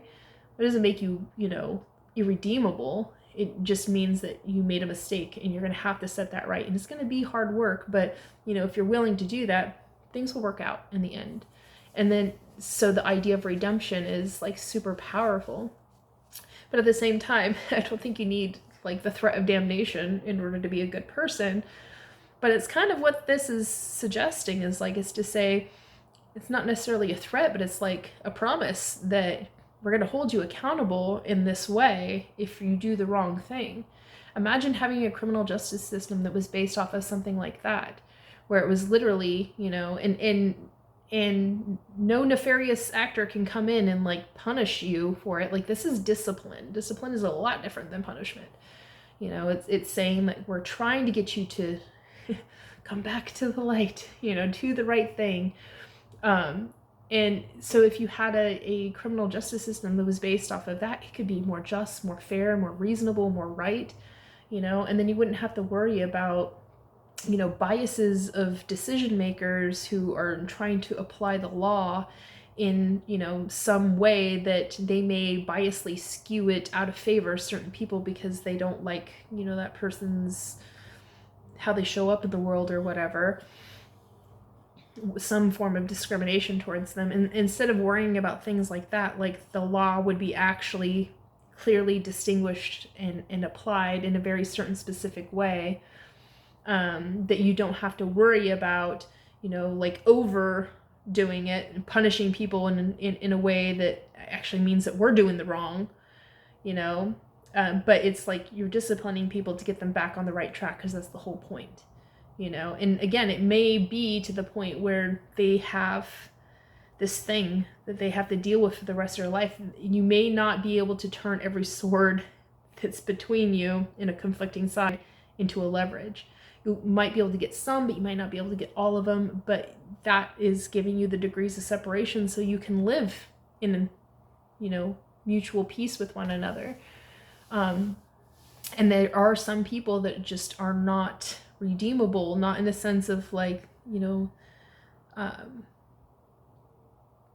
they are completely lost, but there's something about them is not ready to do that. And in those cases, we have to have the right types of enforcement. We have to be able to put them inside the Iron Maiden, by themselves in this case, so that they work out that problem on their own without being able to harm other people.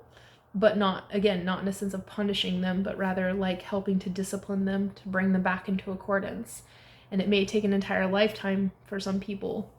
And, that's unfortunate. But the promise and the hope of redemption has to still be there, because it can't be denied to anyone.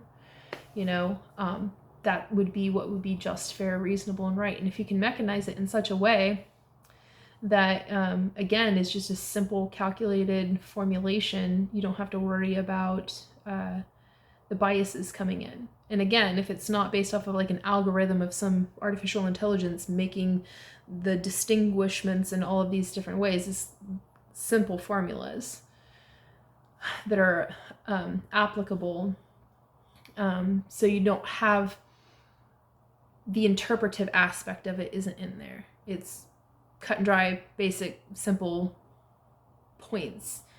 Then you would be able to help to make sure that it's, applied in a fair way.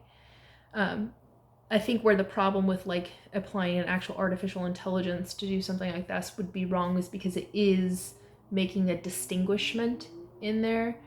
And what flavor is that distinguishment? who created that distinguishment in such a way. It should be something that is most natural and basic, and makes sense to not only the people who are applying it, but the person it's being applied to, so that they understand. Like, you have to understand what you're being disciplined for, why you're being disciplined the way you are, so that you can do the right thing, sort of thing. And knowing that this is, not a perfect explanation of what it could potentially be, but I really see this as being a living answer to the question of how do we create an ever more healthy, sustainable, just, and peaceful world. Knowing we have something like this in the world, and we can apply it, I think that it would help to solve a lot of the problems we have in a pretty quick fashion. It could go to even what's happening with, like, the United States thinking it wants to trigger a tariff war with other countries because of some perceived unfairness or something like that, the POTUS 47 regime is pulling out of no man's land. To me, it's like, of course we want a more fair, just, and reasonable relationship with one another. We would want to be able to have as much free trade as possible, but having tariffs is a way to help to create degrees of separation, saying, this really is something that we want to handle on our own, for these reasonable justifications, but we're still open to trading with these other things because we recognize, like, man, you got mad skills being able to do this thing, and fortunately your environment is able to help grow this particular crop that can't do so well in other places, so we need each other. And the more free our markets, the better it's going to be, but you certainly don't get it by picking fights with everybody, by raising tariffs to outrageous amounts. But imagine something in an applicable sense of having, like, this Iron Maiden, where it comes in, it says, all right, we need to make sure that our relationship with one another is reasonable, just, fair, reasonable, right. How might we put the right formulas in to make sure that we're working with one another and understanding, like, it's in our best interest to work together, because if we don't work together, then we're going to have consequences on both sides. It's not going to be good in the play out. And doing it in that way, it's more fair, because it's not, like the United States coming in and enforcing and imposing itself on other nations, do our bidding and our will, bend your knee to me, ha ha ha, everybody wants to negotiate with me, like, stupid. But rather just saying, like, we're really trying to work towards a world that works better with, considering everything that's involved, especially if we take into consideration climate change. We're really going to need each other. We're going to also need to bring a lot of stuff home and do a lot of, in-suite type work in our countries, but we're going to need one another. And it's important that we involve with one another in a fair way. And, tariffs are kind of like sanctions. And so it could be part of the process of this, this, conflict resolution mechanization. But at the same time, we're trying to discipline to create an ever more healthy, sustainable, just, and peaceful world. That's the intended outcome we're engineering for, why we're doing this. It's not a means to punish other people or to subject other people or to inflict on other people or attack other people, which is what's happening right now. And, it's really sad because, like, I think of Canada and kind of like how their response to what America's been, the POTUS 47 regime has been trying to, intimidate Canada and to diminish its value and its virtues and try to, say that we're going to claim it as a 51st state and talking down to the people and to the leadership is just like, there's no way to be a neighbor, first of all. it's just no way to treat others. And we rely so much on Canada. I mean, they're beautiful, incredible, amazing people there too. And what they have to offer us is something, you know, that we need, and we have things that they need too. And I don't want anybody to go without. I hate the idea that, you know, people from Canada don't want to come here, because who would want to go to a place that's, you know, a country that the leadership from that country is, you know, threatening you in your country. Or even the thought of like, why would anybody want to come to America when, you know, it's like, gotta worry about being thrown into a gulag or something. It's like, it's hard to imagine what they must be going through, looking at America as like, wow, you know, we used to be good neighbors, and now we're in this difficult spot because of one man's ambition to, you know, rule them all. And it's going to take a lot of time once POTUS 47 has left, and America has come to its senses and elected a reasonable person to be POTUS 48, and they do the good work to redeem the time. I really think it would be in the best interest.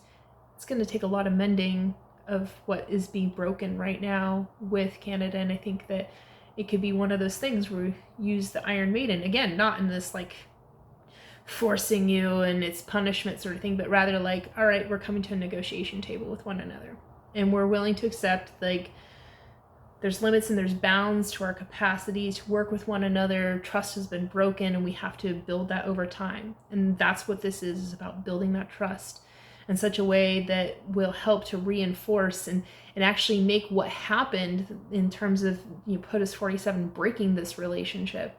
We are actually mending it to make us so much more stronger in the future. Help us come together in a way that is more strengthened, more respectful, more enduring, you know, more creative, more like honorable. This actually makes a possibility for that. So while I despise what POTUS 47 is doing, and it's absolutely the wrong thing, it's not going to be this way forever. Time will be redeemed, and when we get a POTUS 48 in there, in the White House, that actually knows what they're doing and has a great vision and is intending to set things right, we can use these sorts of innovations and capacities to set things right in a way that it's like mending and redeeming and forgiving and intentional. Like, there's something to be said about like intending to come into this, you know, negotiation with one another, to say like, I am willing, my intent is to come at this in such a way that we will have a peaceful resolve at the end of this, you know. There's something, just, it's a beautiful gift to give, you know, when you come together with a conflicting side in such a way.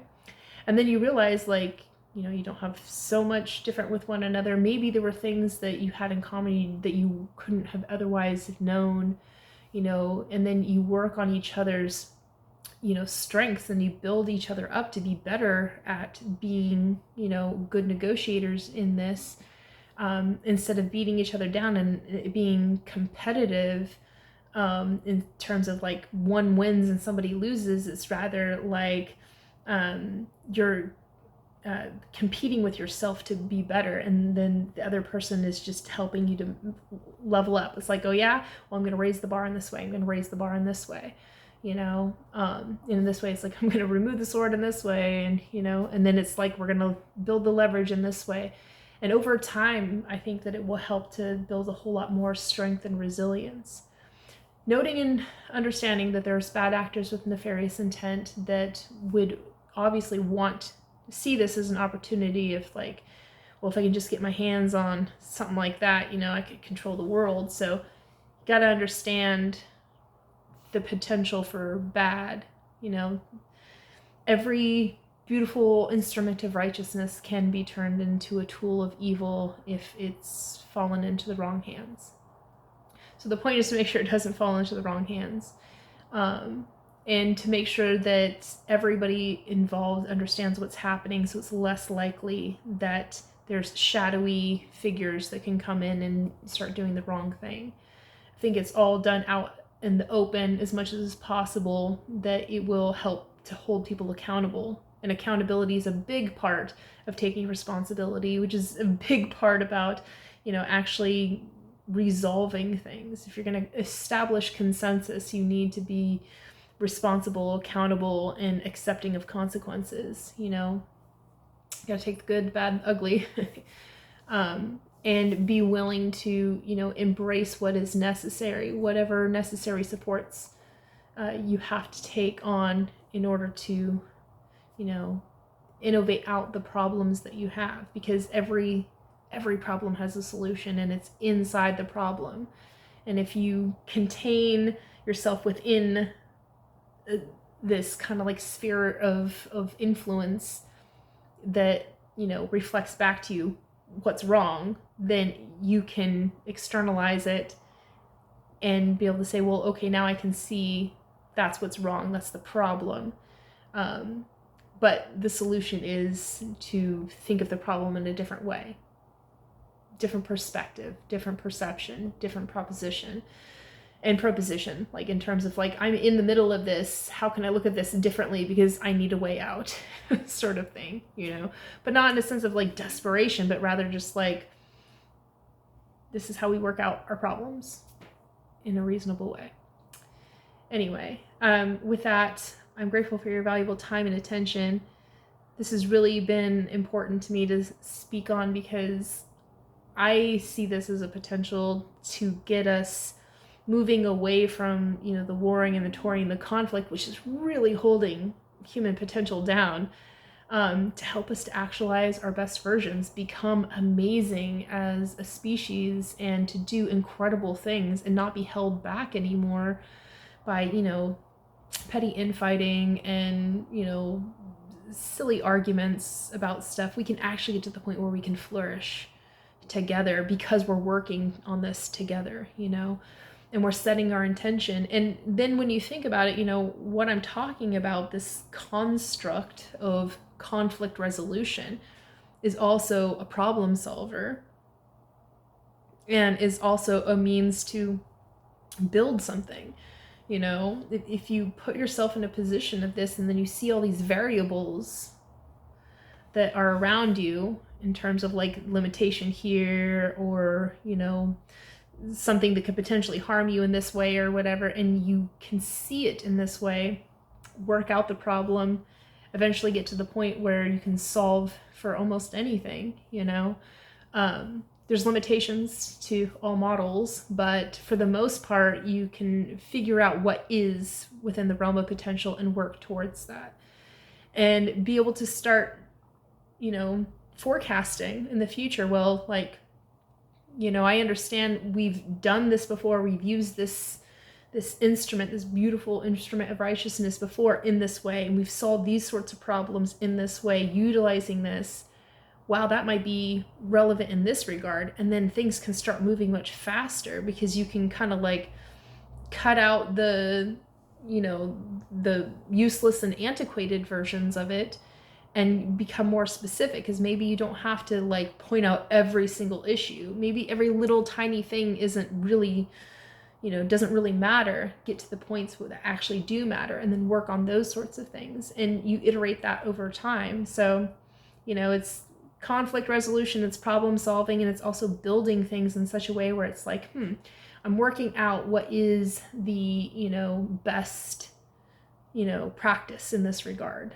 And if we can get people to start thinking in that regard, I really believe that human potential will be able to grow by leaps and bounds. We'll be able to do incredible, amazing things, To me, it's really important that we find a way to resolve conflicts, that we are able to build mutualities. We're able to, solve for uncertainties. We're able to, see our past as being relevant to, you know, what sort of decision making we get to make today, and then what decisions we make today will determine what sort of decisions we get to choose from in the future, and lead forward with an intentional way of saying, like, this is where we're actually trying to go to, and then outcome engineer means to get there.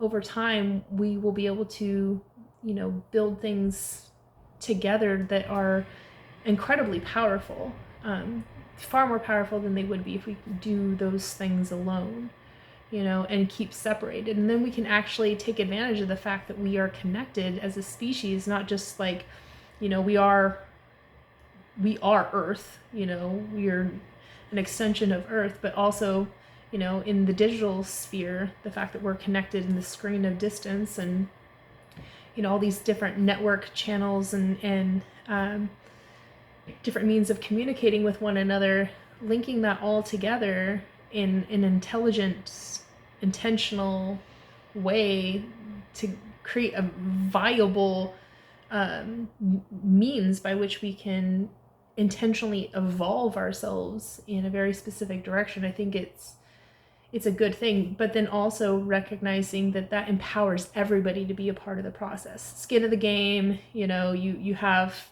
a seat at the table, you're responsible for these things as well.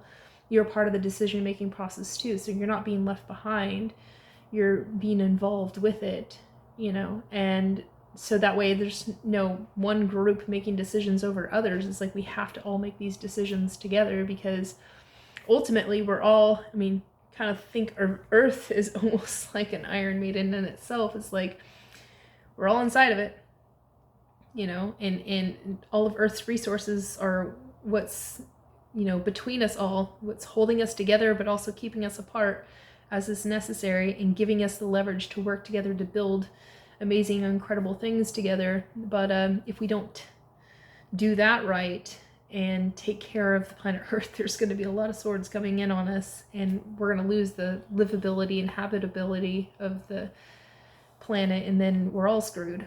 So ultimately, I hope this will get to the point where people will recognize our need to become stewards of humanity, stewards of the planet itself.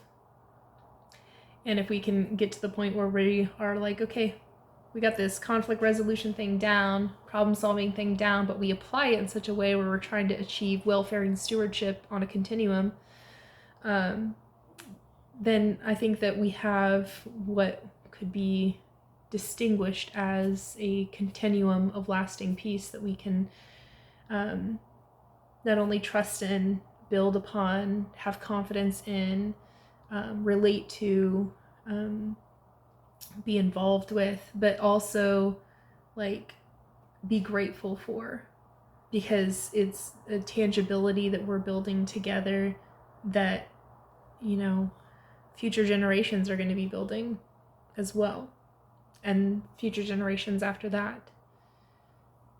And because we are involved in it and we're consistent with it, and we're doing this thing, you know, committing ourselves to be a part of that solution, part of that change that we want to see, and building it out for more opportunities for the future, like that's a legacy, and that's a living legacy that is a continuum that other people can benefit from. And that's what I want to work towards. That's what I want to see come about.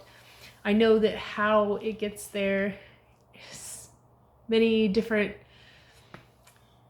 many different potential tudes that are at play that all have to be brought into a vast synthesis to make it all work. And this is just but one component, one aspect of it, but I do know that it has significant potential to set things right. If you can get the right minds working on agreeing, okay, well, let's try that. Let's see how we might apply that and come up with the right formalization. And again, make it completely transparent, because everybody has to know it to understand it in order for it to be effective. Because if you don't have the understanding, it's not going to be effective.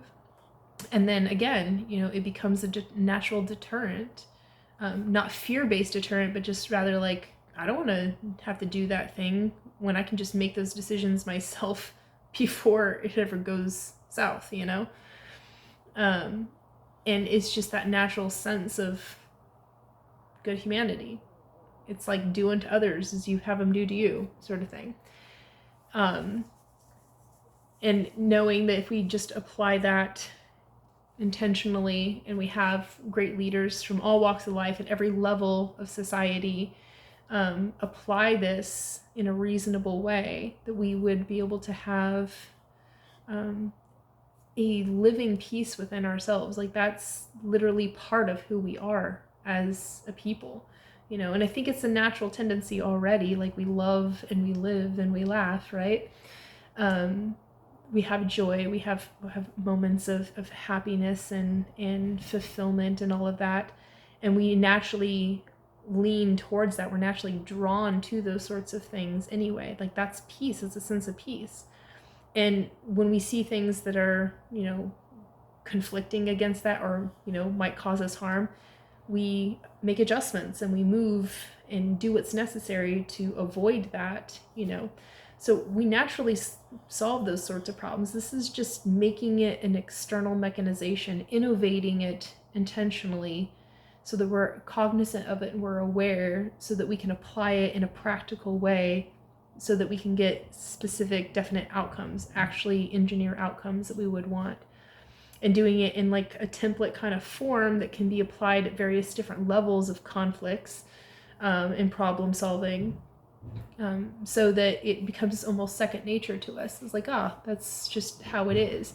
And then you just think to yourself reasonably in your conscious, like, wow, if I was in the negotiating space, you know, and I had to make the determinations of what would be, how I could get out of the mess that I put myself in by making the wrong choice, what would I need to do?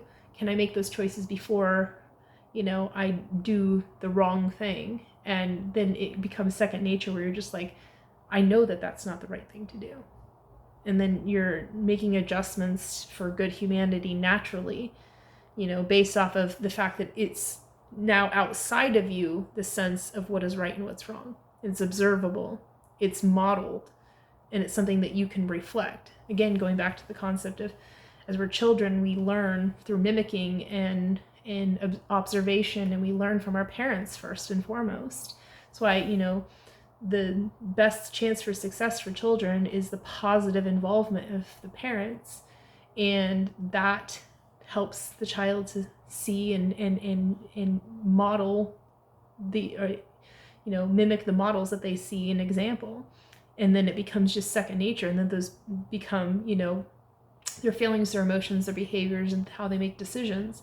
This externalizes it in a model form as well, so that you can do the same exact thing.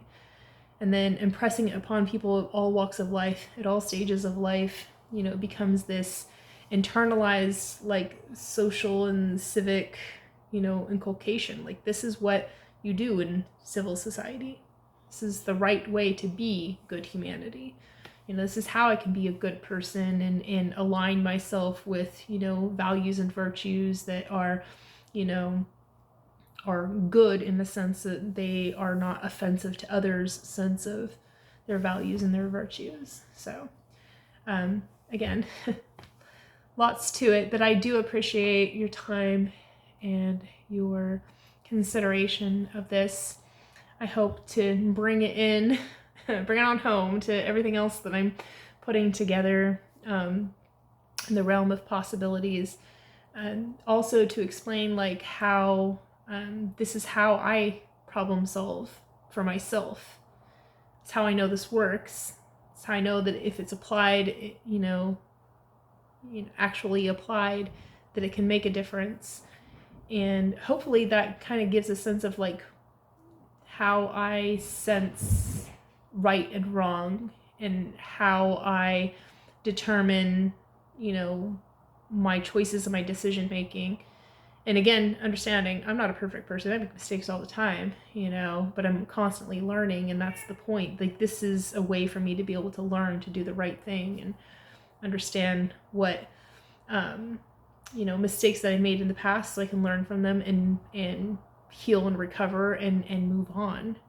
You know, like, that's an old version of myself, you know, that didn't know better, but now I know better. This helped me to know better. It helped me to understand, and I get to move on. And I think if more people had that sort of like practical sense of how to like break down a problem and then build it back up again as a solution, you know, from the essence of that little bit of the solution that's in the problem, that we would have a much better world. So with that, again, grateful for your valuable time and attention. Until next time, be well.